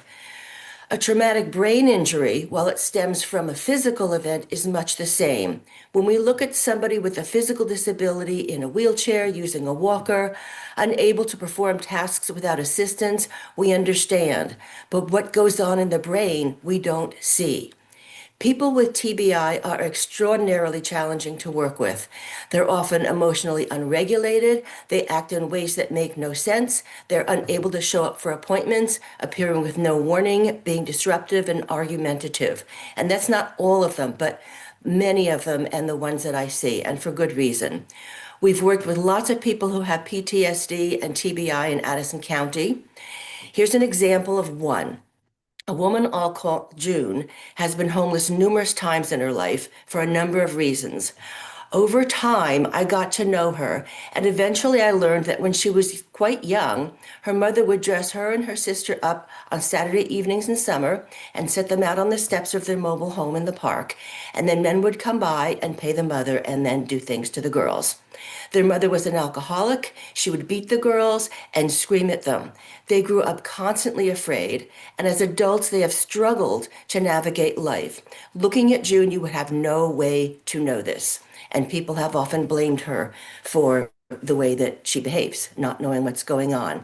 Now, I tell her story to you not to shock you, but to try to help you understand how some of the people that we as services providers work with have huge, very complex treatment-resistant challenges. I'm concerned with H594, that we might be moving toward a system where some decisions are made and sanctions are applied by state employees who don't have the training and real experience that allows them to understand the people they're serving. I'm concerned that we might be moving toward a process that is very prescriptive. A person must do specific things, and if they don't, they'll be out in the cold. Homelessness is traumatic in and of itself. Think of what it would be like to have no place to go, no door to lock, no roof over your head, no shelter from the weather, no kitchen, no bathroom. People who are homeless are often robbed, assaulted, raped, and even murdered. Their health is at risk due to lack of clean water and safe food storage. And for us to expect that someone coming out of this is going to be able to move from point A to point B to point C in a linear, timely manner, it's just not realistic. Now, I agree that we need to get people off of our streets. We need to stop the disruption that causes us in our communities, and we need to do that in a more cost-effective manner than the hotel room, which mushroomed during the pandemic. And we can do that. We are doing that. What shelter providers do, and the way we do it, is working, but we need to do more of it. We need sufficient funding to do it, and we need sufficient housing that meets the varied needs of the individuals we work with. We don't need to create any new system. The one we have works. We need to be able to approach each person as an individual and work to best help them move forward in whatever way can work for them. It takes time, but it's about building relationships and building trust. That is what works. And I think that if we can fund this more fully, we'll see a lot of really great success. Thank you. Thank you very much, Jean. Appreciate you being here. So now we're going to move to questions for any of the witnesses that we've had here this afternoon. And I just want to be respectful of people's time. We'll hopefully do this over the next 40 minutes or so. So, and we'll start off with Representative Steady. My question for you, I missed where Jean was from. That's all. It's right on your agenda. Oh, I was looking for a testimony. Yeah, I was just gonna ask Jean if she could, Okay. if you could submit your testimony in writing, Jean, that would be good. Yeah. I'll be happy to do that. Thank you. Yeah, it just, that's okay. Okay, so I'm gonna start us off. I seem to hear a theme among several of the witnesses that it would be premature to end access to hotels before replacement of them occurs in some fashion, whether through shelters or SROs or, different types of shelters, different types of housing, permanent housing, hopefully. Did I assess that correctly, I guess, is the question. Feel free. Okay, so I'm seeing nods from people. Okay. One of the things that I am thinking about is a number of you also talked about sort of specialized services and even specialized types of shelters. And recognizing that there's a need for some of that, it's probably illogical to think that we would be able to do that in every region of the state where you all come from and others as well. So I'm just curious in what feedback that you might have about how, for instance, if we implore the Department of Mental Health to have more specialty based housing. And honestly, I think we need to implore them to have housing, period, for people with mental health challenges that they're kind of getting out of doing. So we'll see, we'll be able to ask them that question tomorrow. But I'm just interested in your advice about our abilities, our inabilities really to be able to fund some of this specialty types of shelters or housing in every region of the state. I mean, what are your thoughts about that? Anybody can go first. I'd like to speak with that if I might. A number of us have been talking through the summer after the experience that we all had with H91.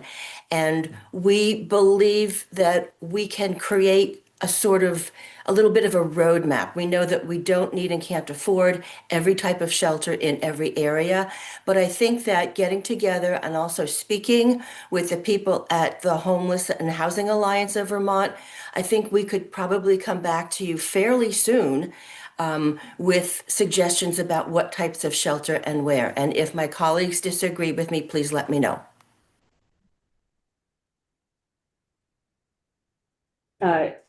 Jonathan, I heard you, I saw you unmute and then Angus has something here too. Okay, thank you. Yes, I think that we do need to talk to our colleagues about supplying that sort of housing. I think there's a two-pronged approach.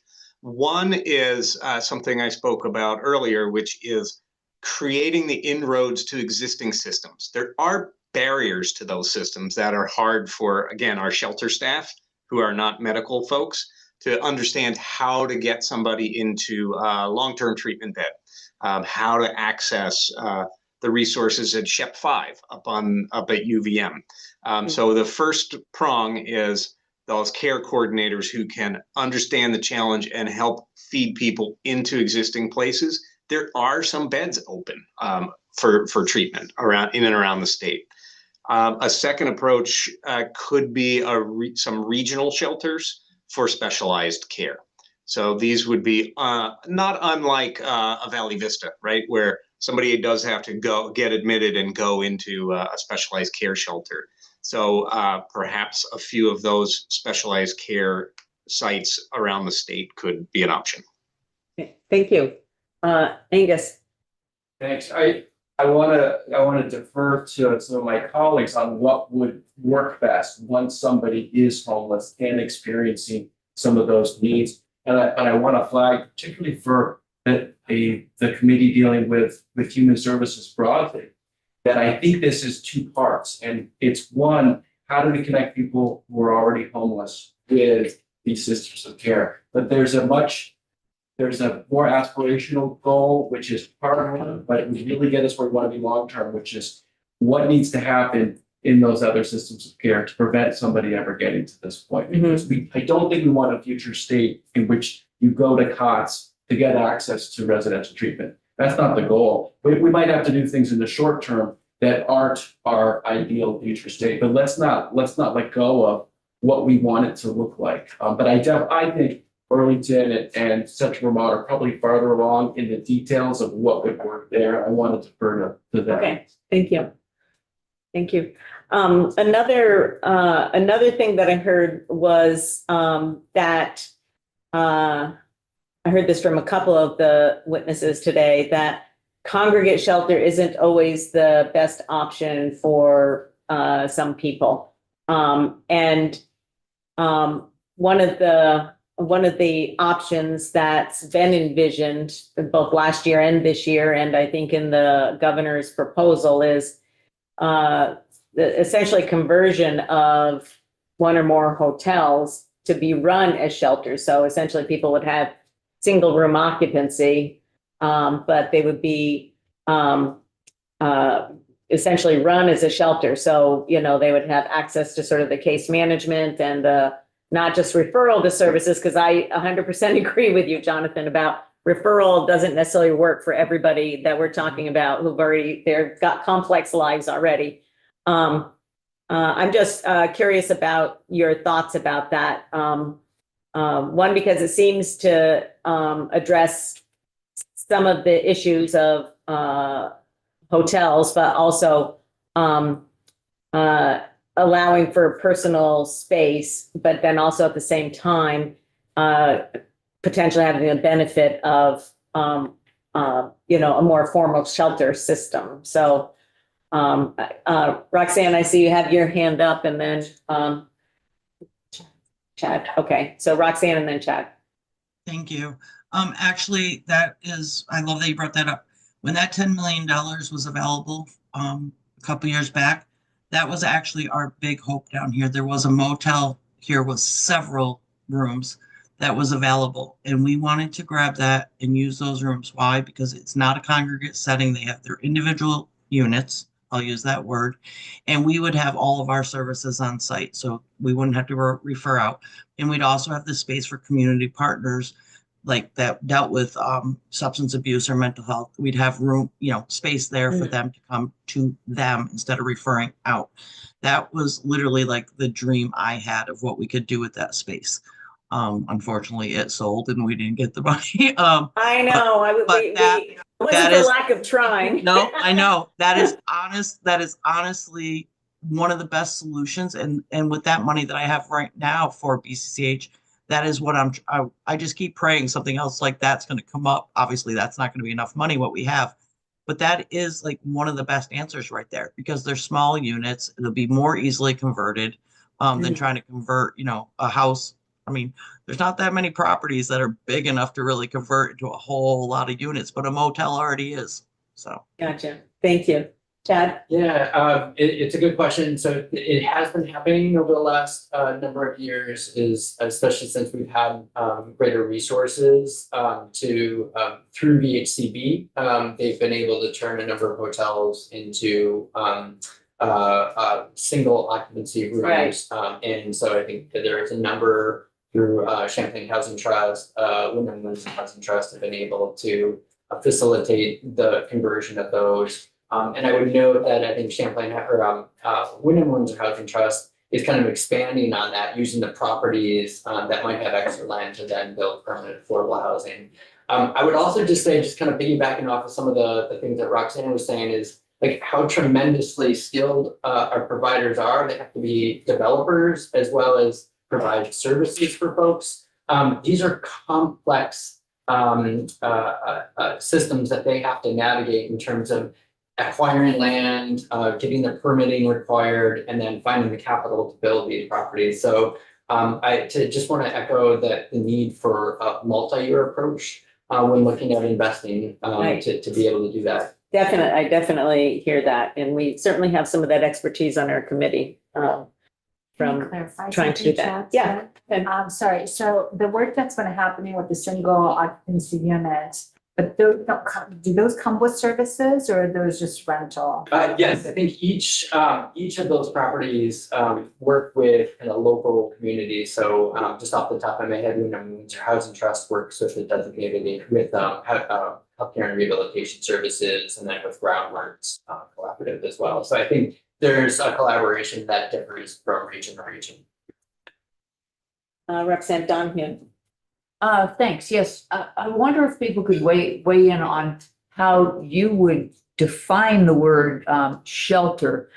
It just seems to me that there's an enormous range of what's called shelter, and maybe we need to break it out into terms. I mean, we've got everything from when the Red Cross puts cots in a gymnasium because of flooding versus individual, almost like describing with a hotel, semi SRO, if you will, with supportive services being the key to it being different from just quote hotel rooms, but having an actual program. And is that the breadth of how you see it being used now? Is that usable, workable to? Weigh in on that, I think shelters, yes, have emergency in terms of weather-related things, and they're very, very temporary, flash created. And then there's some of these housing shelters that are not based on vouchers or anything like that. So there's a spectrum of housing, right, that we're talking about here for temporary or emergency housing and shelter. And I think that's important to know is that, the shelter system has traditionally been considered a 90-day program, for example. You get in, you get your bearings, and you're as well as you get out. And a lot of people, I think, in the public would never imagine a shelter as being a 90-day program. Right now, the average The word. is more like 400 days a year, right? So it becomes more like a permanent or a temporary permanent housing, and that's where we're struggling. It is not voucher related thus, right? So we do not receive rents or income in that way. That is why it's a different funding structure than permanent supported housing, for example, that relies on other ways to, fund and provide services and more of a permanent nature for those who the traditional affordable housing or traditional housing in the market will not be a successful model long term. It just will not. And thus you'll see a return to homelessness if that is where the placement ends up. So that's a whole. Thanks. And it looked like Jonathan had his hand up and then he took it down. Do you have it back up? I mean, I would add to my question, just the difference in the word shelter between people assuming it means overnight versus it being a 24-hour program and so forth. I think it was Julie who was speaking. It's hard to see. Yes. Did a good job in sort of laying that out. But yes, there's a wide range of shelter, and I think at least in the context of my own testimony, I talk about shelter. I'm talking about like a HOP funded shelter program, and for us, we operate 4 of those. We have 117 shelter beds that are all program shelters, right? That come with expectations of engagement. A small number of them are 24/7. The family shelters are 24/7, so people live there. We have a small number of beds for individuals. Our way station shelter is an overnight program only, and it is coupled with our day station. So that's sort of gives you the 24/7 component. Cold weather emergency shelter, I think, is a little more self-explanatory. It pops up for short durations when temperatures plummet to 0 degrees. Thank you. I'm going to ask you, Representative Bishop, but I'm going to ask one question while I'm remembering it because I almost forgot it. Everybody described service coordination / case management as an integral component of the ability for people to get the support that they need, understand how to apply for other services and supports that may be there, as well as sort of that transitioning to permanent and then permanent housing and even the supports after that transition into permanent housing. So that means we have a lot of agencies that provide that sort of broad definition of services, of case management slash, and I don't like the term case management, but service coordination or whatever it is you want to call it. But some people call it housing navigation in this world, and other people call it different things. I'm just trying to get a sense of both what's funded by the state for those particular kinds of services, and what is then funded by the COCs specifically, because I know that's a component of the funding that is received there. So I'm going to ask Chad first, I guess. Do you contract out? Does HHAB contract out to some of these same organizations and others for case management services or housing navigation, or some label of support with the money that you receive directly from HUD? So we do not. So the money that comes through HHAB goes right back. So we don't actually administer programs. No, but I mean, are you contracting out for case management? I don't mean for you, but you're sending it out. And is that one of the functions that you are funding when you send money out? No, those are the providers that do that. They contract the housing navigation, or they do the housing navigation. So the plans that come to us, the funding that comes to us, that we're just a kind of an applicant aggregator, essentially. And that, so we administer, or we get the funds back out to the community. So the communities are the ones making the contract. I think I'm not being clear. So the proposals that you get in from all of the coalitions, do they contain case management as one of the components of what they're sending to you to send up to HUD to then come back to us and then back out to them? Julie. Yes, I mean, it depends what entities apply for that money around the state through the Continuum of Care, Balance of State, what the key elements are that are fundable. And then likely some of that is programming that is supportive in terms of case management. Not everybody is funded that way. Much of the monies comes from the HOP program. And yes, that is where essential services, case management, housing navigation, housing retention, homelessness prevention is funded. But both, and it just depends what one's funding sources are. Okay, thank you. Okay, and it would be helpful, Chad, and we don't have, maybe Jonathan can help us access the Chittenden County folks to know how much is coming into the state from HUD directly, not through state appropriation, and is going back out.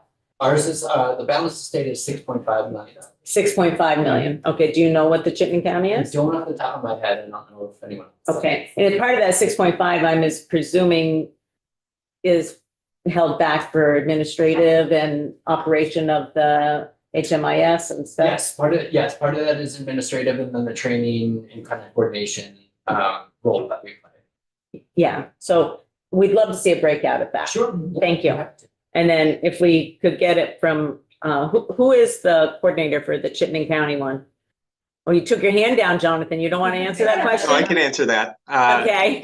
In the Chittenden County Homeless Alliance, so that's the Chittenden County COC, the projects are very specific by service agencies. So COTS, for example, does not apply for that funding.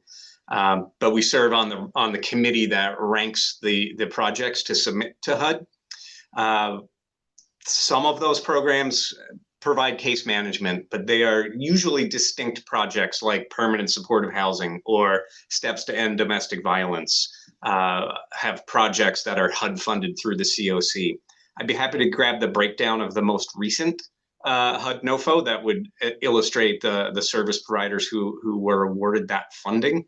And you are correct, a certain portion of it does fund the sort of administration of the continuum of care in Chittenden. So things like coordinated entry system, there's a part-time staff person right now. So some of those are funded through the HUD funding. Thank you, Jonathan. That would be great if you could get a copy of that to us. Okay, and we had Representative Bishop, and then it looks like Representative McGuire sort of has his hand up. So I'm just trying to wrap my head around the question of numbers that aren't adding up. And that is that if we look at the point in time count, it's roughly 3,400 people from last year. Or if you look at coordinated entry, you're 4,400 people, varies over the course of the year. The most recent DCF housing report has 649 shelter beds. Whether we look at H594 or the governor's plan where he outlines family-specific sheltering options, domestic violence, sexual violence shelters, medical vulnerable sheltering options, substance use, there's a huge disconnect between the number of people who need to be served. And I'm struggling to see how we'd even estimate the timeline as we could move people towards this type of sheltering capacity, or certainly we all know the struggles of permanent housing. So I don't know if anyone has any thoughts to help me along in this, but I just can't even begin to guess how we can set a timeline as we craft legislation that would be realistic. I think it looks like Chad's raising his hand, but I also think that's a really good question for our witnesses tomorrow. When we look at the Agency of Human Services, who has the responsibility for developing a plan, which I'm sure that they're listening. I'm going to give them credit because they actually came with a plan this year, which is. If I could just add, Yeah. I referenced the 649 shelter beds for sort of the historic shelter providers, and not at all as criticism how that's not matching the need, because I know the struggles that each of you goes through adding 5 beds, 10 beds, 20 beds is a huge lift. And that's why I'm struggling to make this add up. So I guess that was a statement more than a question. That's okay. Representative McGuire. Yeah, just quickly, thank you so much. To a couple of concerns from Jenna. I'm going to make this very, very clear. Jean, sorry. Your concerns will not occur.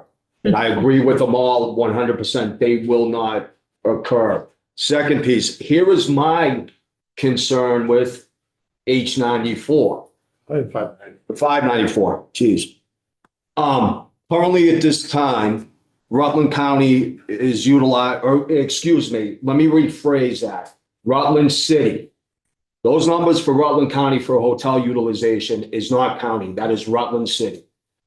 Currently 230 hotel rooms, GA voucher rooms. We only have 24 shelter.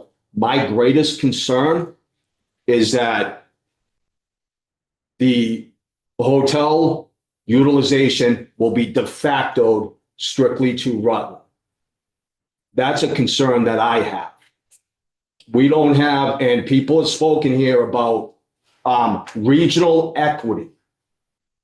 People speaking about what are the community needs and equitably being able to establish that. And I hope that the providers will support in making sure that we also get regional equity involved with hotel deferment. Does everybody understand kind of where I'm at with this? And I know my great colleague behind me, Angus, can attest to this, and I can attest to it now as a shelter operator for Broad.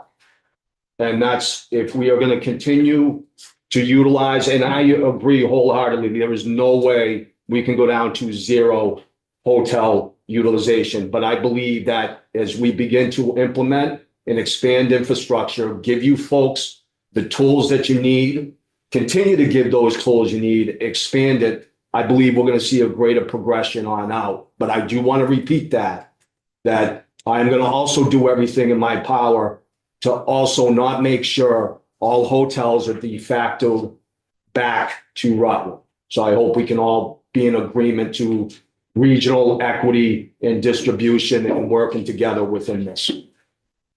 Thank you. Thank you, Representative McGuire. Representative Noyes.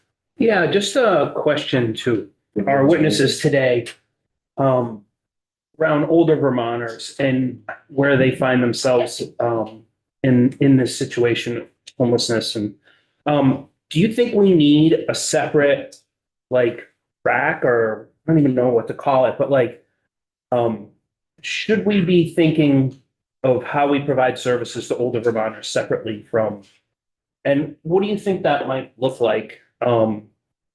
Just, it's probably a bigger topic than we have time for today, but yeah. Right, let's, Roxanne looked like she had something to say, and then Jonathan. I personally have a lot to say on that matter because my background and where I originated was in adult care. My degree is in geriatrics. It is breaking my heart on a daily basis to see how many elderly people are coming to shelter. We cannot meet their needs.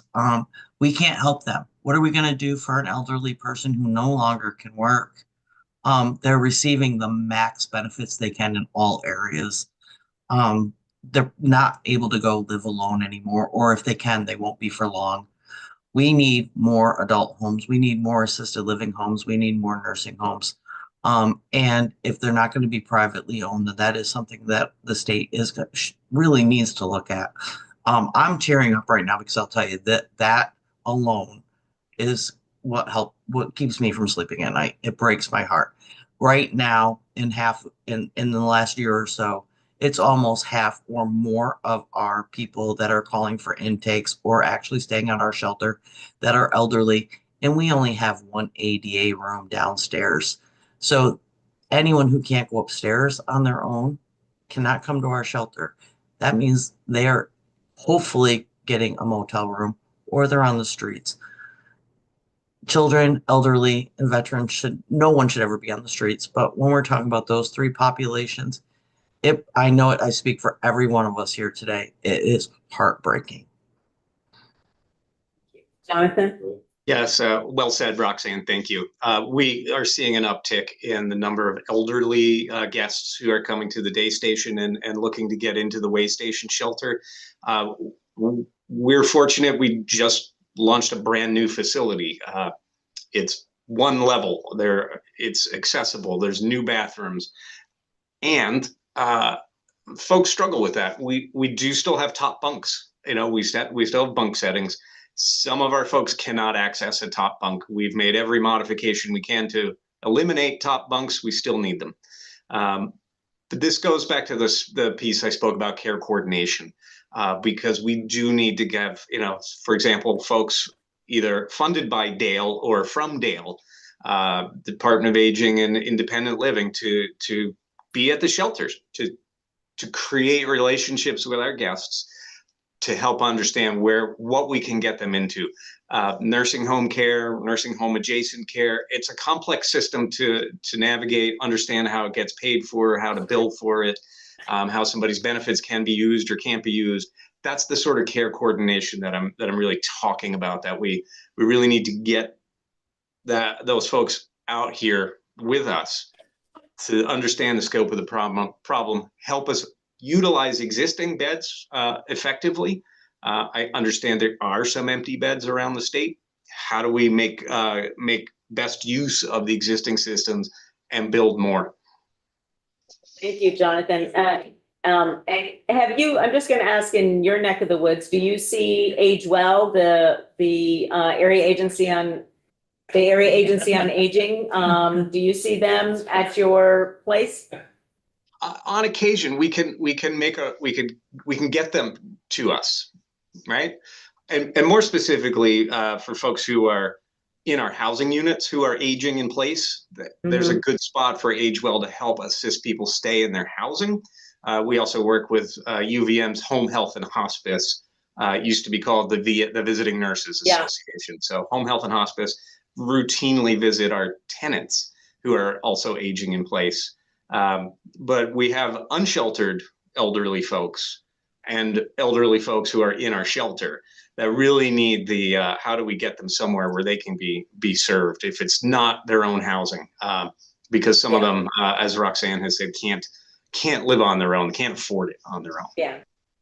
That is part of the charge of the area agencies on aging, particularly with Choices for Care program, which I know a number of people qualify for. But Roxanne, it looks like you had something to say on this topic additionally. I do just want to add one more thing.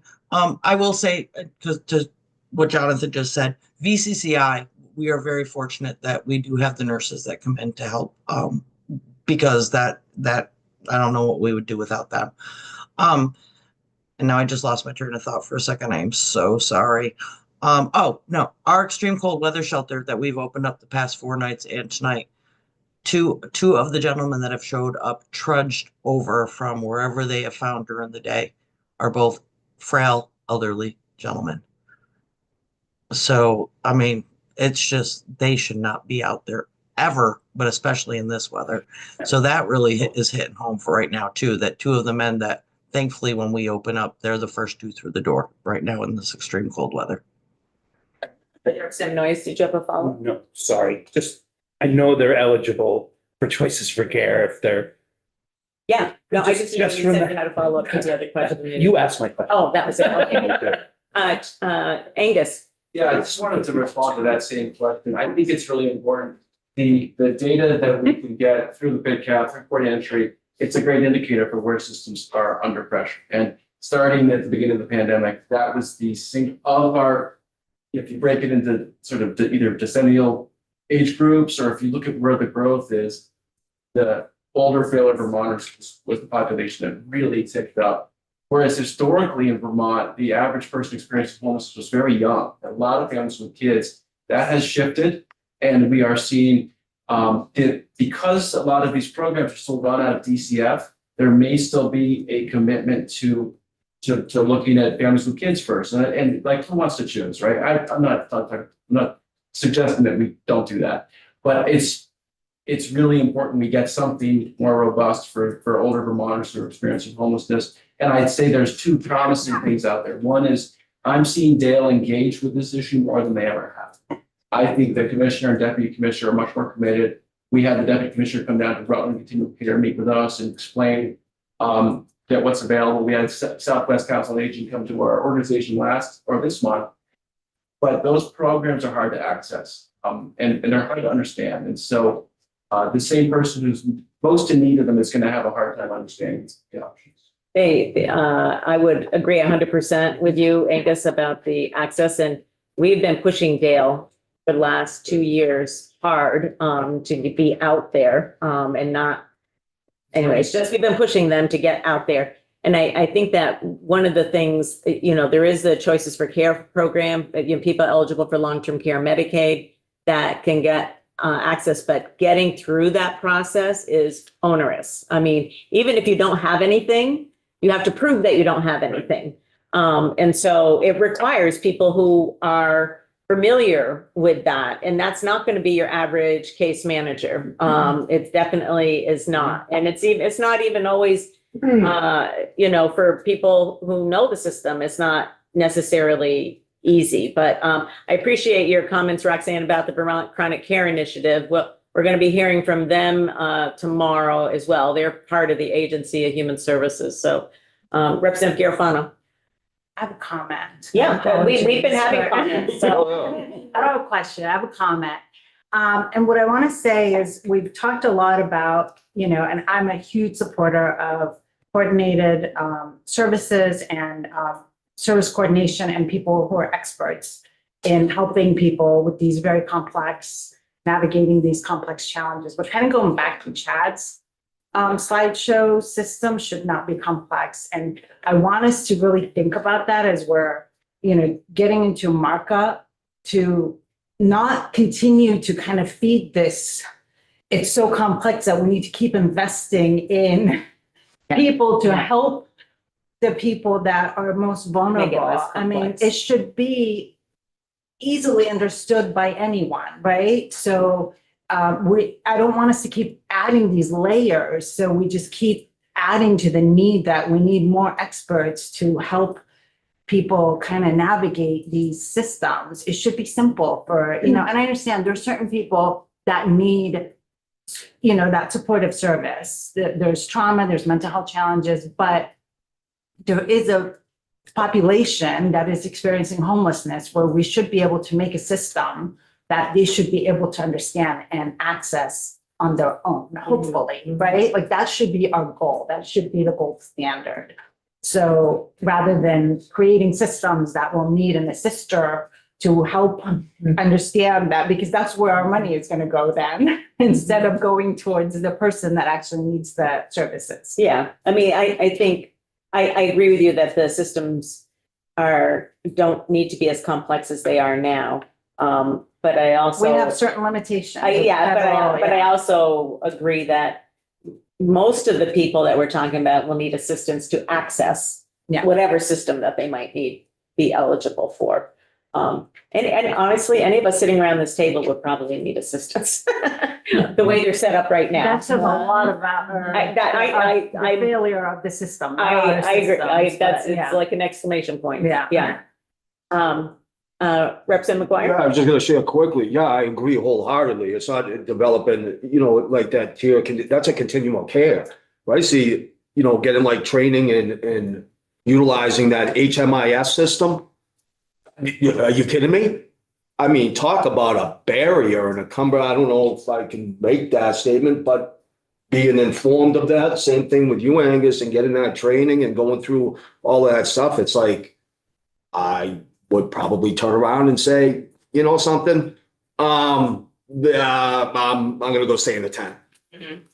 Not to be blunt, but that system is just cumbersome.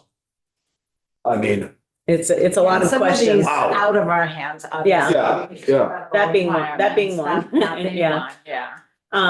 So one of the things that I think maybe Angus brought up is around residency and questions around, where people became homeless. I want to maybe put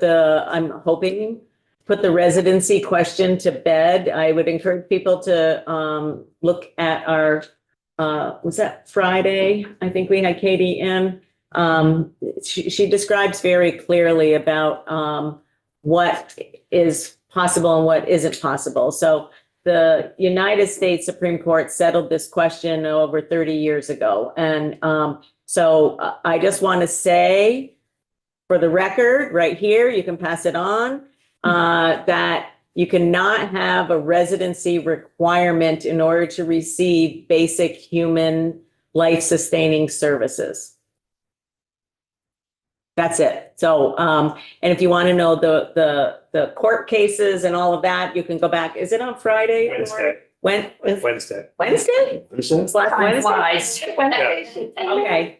Look last week under Katie McLean's name, and there's a summary that she did for a committee. Traditional residency requirements for churches. Yes, on Wednesday. Oh, yeah, Doug is showing off again. Durational requirements for say it again, Lori? Traditional residency requirements for state. Okay. So that's on Wednesday under Katie McLean's name. So, and I encourage anybody who has a question about that to read that document and pass it along to your colleagues and peers. The other thing that I was interested in understanding, and I heard one or two people mention it, and Chad just mentioned it, is this concept of multi-year funding. I can imagine it's very difficult to run shelter services, not really knowing what you're going to get from one year to the next, and whether your proposal will be funded or whether, like this year, the state had different priorities and they underfunded a bunch of services that really are preventing homelessness. I'm seeing head nods when I say that. Okay, we don't need to, I guess, spend a huge amount of time confirming that. I'm curious what the the folks here in the room would say would be the necessary shelter capacity in the state. And I realize that you maybe can't answer that question right now, but I would encourage you to think about that. And if you have feedback, to get back to us. Because, the state is encouraging shelter development. I am, every dollar we put into additional shelter development is being taken away from permanent housing. And so I don't know what the balance is. That's, we're trying to understand what the balance is. And I don't know if out there exists someplace, sort of the, shelter beds per capita, or, something that exists out there. If you had a system that was, balanced, if anybody has that information, we would be delighted to understand it better. Yeah, Julie. I would just note that, sharing my testimony, that we're not suggesting necessarily that all the solutions should be shelter beds. I understand that. Yeah. A lot of it needs to be permanent supportive housing, because the shelters aren't meant, we're not clinical facilities, are not meant to house the folks that we're seeing. They're so complex that we need to keep shelters for what it was originally intended. Yeah. And so that 4,000 that I was noting, that's sort of the pool we're talking about, of like ultra complex folks who are experiencing multi needs and homelessness at the same time. That's the solution that goes to wrestle with this sort of number. Thank you. Thank you. Amy, did you have something you wanted to say? I had a clarifying question about what you're asking for. Okay. Can you say your name, because you haven't spoken? Amy Schellenberger, for the record. I'm here representing the CAP agencies. It sounded like you said, if we give you a number of shelter beds, we have to assume we're taking that money away from permanent housing. She said there's a finite amount of resources in the state budget. And so when we devote resources to one area, it means it's not available to devote to other things. I just think it's going to be hard for this group to to tell you the trade-off. So I think we could give you a number of shelter beds, or like some proposal around, this is the way the system could work together. I think if I can say, I don't think my client would say, we think that money should come away from permanent housing. So it's just like an almost impossible question to answer if it's framed in that way. And I just wanted to clarify what you're really asking for.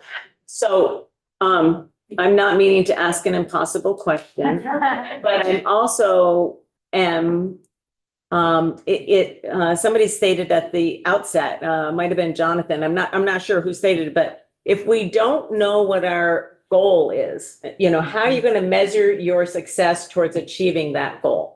And so obviously our goal will be to eliminate unsheltered homelessness, to eliminate, people precariously housed. That would be wonderful. I'm also trying to be realistic that that's probably not going to happen in the next 2 to 3 years. But we see an intense focus in the governor's, what he's calling a housing proposal on shelter development. And so I'm just trying to figure out, is that going to get us to, I'm not going to say optimum, is that going to get us to a realistic number? Is that going to,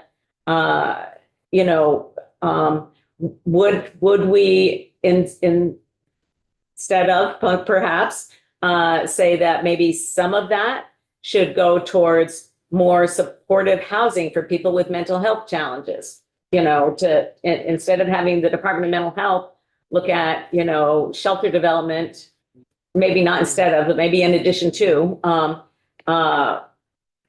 So I'm just trying to figure out, if we're looking at getting to the government accountability aspect of what we're trying to do, and making sure that whatever resources that we have at our disposal, that the ultimate goal of reducing the impact of homelessness on people in the state of Vermont is actually being achieved. And so where we divide up, even if we were to say we were able to keep all the current resources that we have, where we divide that up and how we use it is really strategic. We had to be strategic about it. And I think it's important to understand that. And I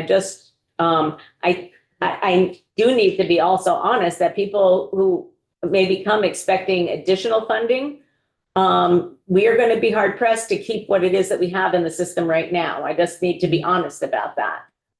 That's because that's not what the governor is proposing in his budget. So I think that, we're trying to be solutions focused, but recognizing it's an extremely complex, multifaceted issue that we're dealing with, because we're dealing with human beings who are complex creatures. And you're particularly complex when you have, no place to, you don't know where you're going to get your next meal, or you don't know where you're going to lay your head down at night. In addition to all the other things that they might have going on in their lives. So I realize that was sort of a roundabout way of trying to answer your question. And I'm not expecting people to choose one thing over another. I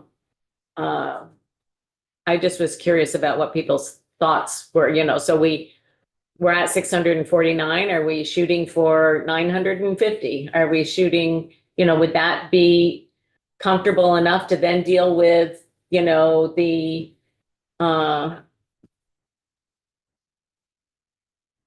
would that provide enough cushion in order to be able to deal with more permanent and transitional housing, recognizing that right now it's not 90 days, it's more like, a year or more that people are in shelters. And one thing I have heard from housing people is that they would love to get more referrals from people who've actually been in a shelter for a while, because they have a better understanding of, rents and understanding, they've been through receiving supportive services in the meantime. So yeah, Amy, and then Jonathan. I just wanted to say thanks for clarifying the question, and I think I speak for everyone. We want to be collaborative. We want to have a goals focused, solution focused method. I will say, I think the CAPS at least would say the system has been radically underfunded for many years, and that presents a challenge for everyone. And so we're all going to do our best, and that needs to be said. Jonathan? I just wanted to say, I think I as you spoke, I got to the point of the questions, like what's the right balance of shelter beds to create that will get us toward the goal of not needing those shelter beds. And I think I'm going to put sort of speak for my colleagues in shelter provision. If we could sort of regroup and maybe discuss that a little bit and get back to the committee, we could probably come up with a pretty decent estimate based on our various regions. Thank you. Thank you. I appreciate that, Jonathan. All right. Any final questions for our witnesses this afternoon? It was very helpful. And I do want to just say that, we've extended the invitation to other folks who said it's a very busy time for y'all. So I, again, want to thank you for being here. But if there are any of your colleagues who, this week, if we'll figure out how to fit them in, if they're able to testify. I don't want to be accused at the end of this of not inviting testimony from anybody who wants to testify. Okay? All right. Thank you all so much for being here. We really appreciate it. Jonathan and everybody up there, thank you so much. Yes, Thank you. Thank you all. Thank you. Thank you so much. I appreciate it. I know. Bye-bye. Okay. Take care. Okay, folks, we are not adjourned yet. Representative Steady. I didn't know we were still. We are not adjourned. I'm just letting the witnesses go. I thought we were going to. I know. Well, we're getting close. Okay, so I just want to tee up tomorrow. So tomorrow we are having the Agency of Human Services here, and like they are doing with the homelessness and housing project. They are bringing the whole cadre of commissioners to talk about the Agency of Human Services budget and how they developed that budget. So that's in the morning. In the afternoon, we are going to be hearing from another whole cadre of witnesses on H594, all from the administration pretty much. Are they all from the administration?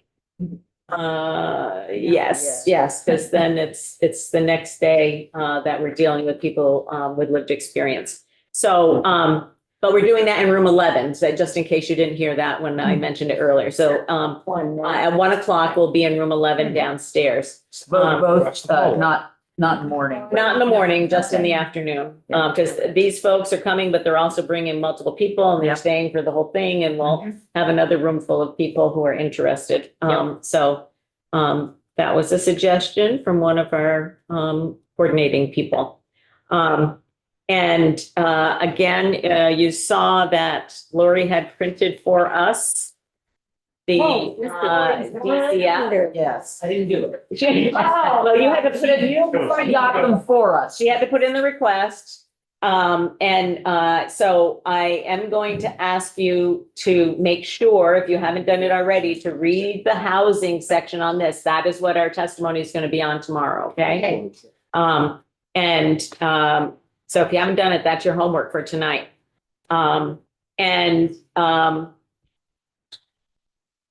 We know whether in the morning all of these folks from AHS will be attending in person, or are they going to be up on the screen? They attended in person downstairs, or will be. I know in the afternoon, they're all going to be here. So my guess is they're probably going to be spending the day. So I don't know. But we have a room for the afternoon, but we have this space for the morning. So, okay. Sounds good. Anybody have any questions about that? Okay, and just to remind people, we're going to be moving towards markup next week on 594. And I would encourage people to look at H91 and to look at the governor's proposal and to look at 594. And I think you're going to see a mishmash of components, okay? So some of the components if you haven't read the governor's proposal, might look very familiar to you because they were in H91. And some of them are different, and certainly timelines are different and how they're implemented are different, but this give you some idea. And the reason we need to move this through, because we have H660 that we have to do, which is the opioid settlement fund.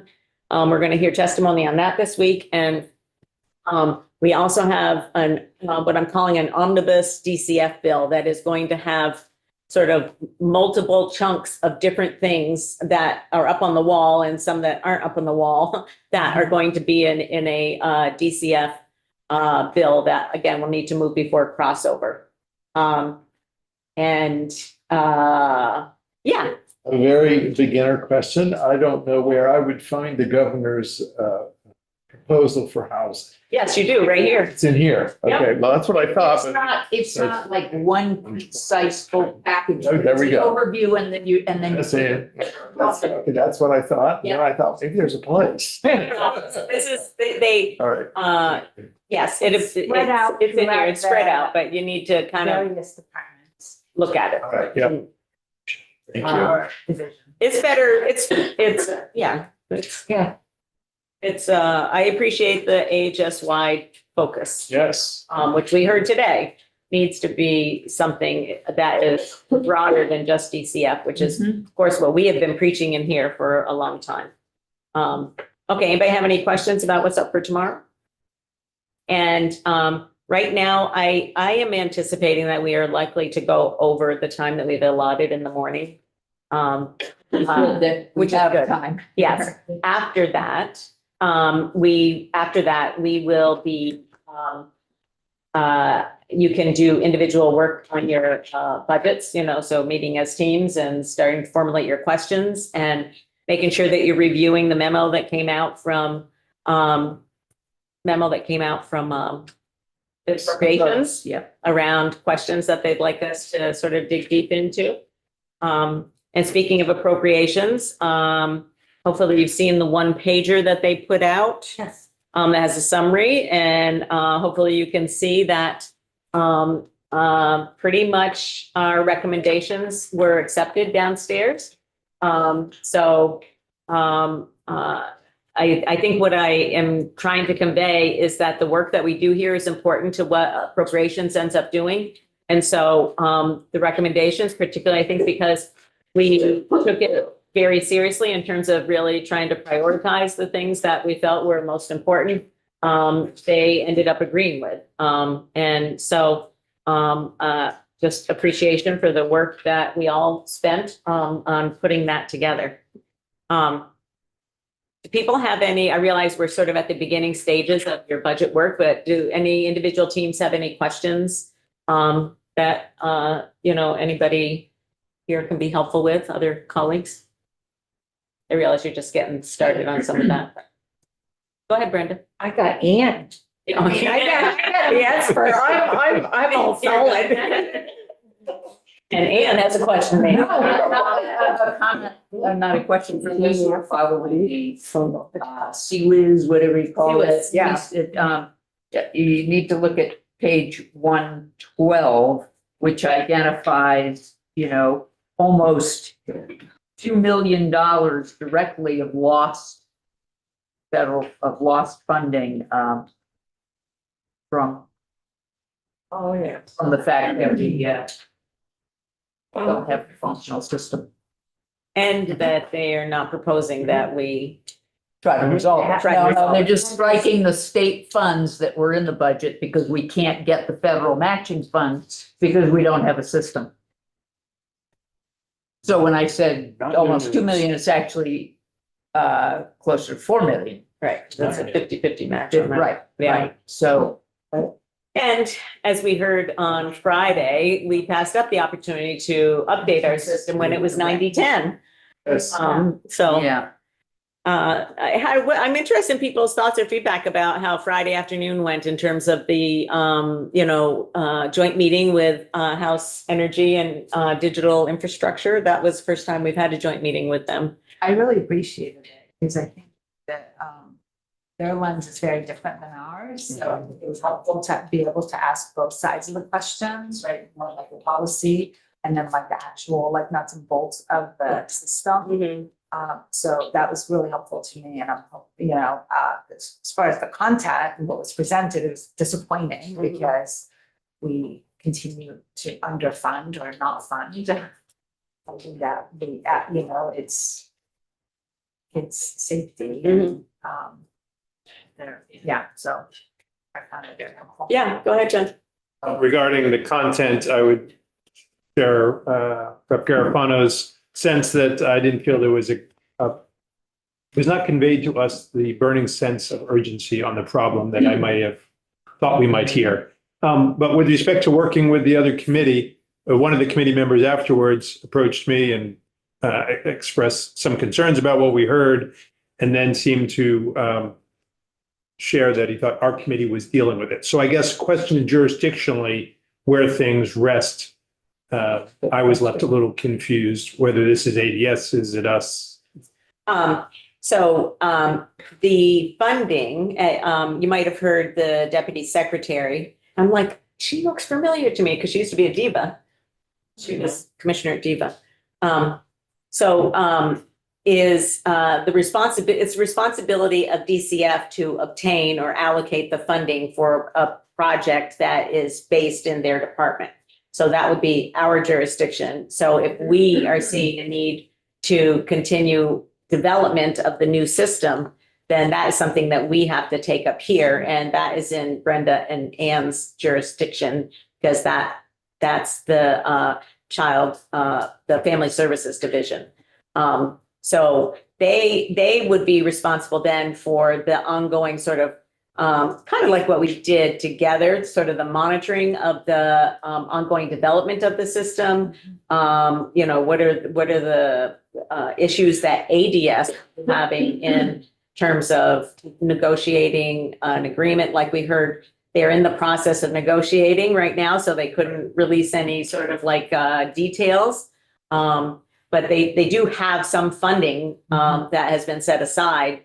I think that we'll need to find out more in our, committee about what's the timeline? Where are you going? What is the timeline for making improvements? And will you run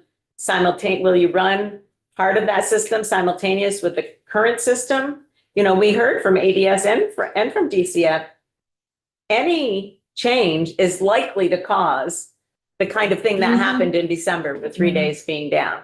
Any change that they have to do, Right. because the system is so And we old. better be prepping for it instead of reacting. Instead of just reacting to it. Yeah. So So our committee. what was it?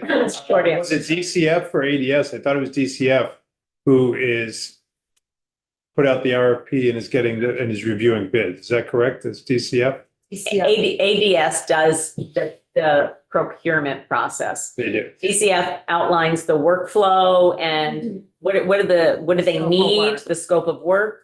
But ADS actually does the procurement process of contractors and bidders. And so if we had any budget language outside of any dollars, we may change, but if we had any budget language, if any of it's for ADS, would that have to be our colleagues on our sister committee who would? It depends upon what you might be thinking of. Yeah.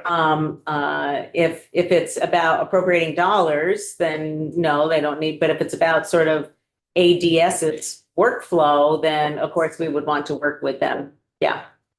Doesn't mean that we both couldn't do it. Like, Sure. I imagine we both will have something to say about the food bank with our colleagues across the hall in ag. Like we did last year. Yeah.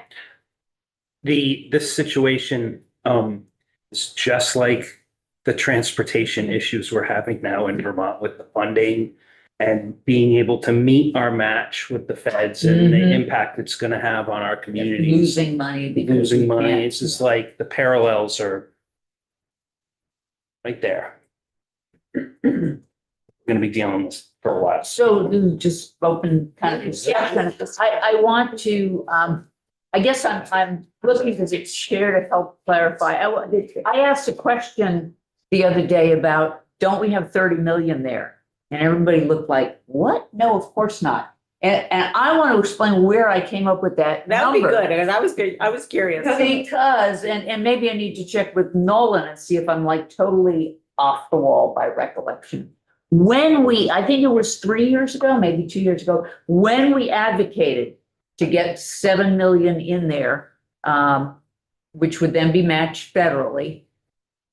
My recollection at that time is there had been an equivalent amount or something close to that in the BCF budget, on the carry forward funds. And my interpretation was we were adding to it as opposed to those were already lost and we were putting in. And I tried to ask Nolan, I wanted to reassure myself that we were adding to it, not just, sort of restoring it. And it kind of felt like I was being told yes, but I didn't really understand how it worked and I didn't pursue it. But that's why I thought we had 30, because there had been some carryover. And I guess it got lost in the process of what happens to carryover. And I misunderstood that we got to keep it. Pac-Man came and got it? BAA came in. The bottom line, Bottom line is there's only 7 there. Yes, yes. Yeah, and so the maximum would be 15. Right. But that's why I wasn't totally off the wall in throwing out. I thought it was 30. It was just, my recollection is something that I never locked in, that I was reading it right, and obviously it was not right. Gotcha. Thanks. That's helpful. Okay, thanks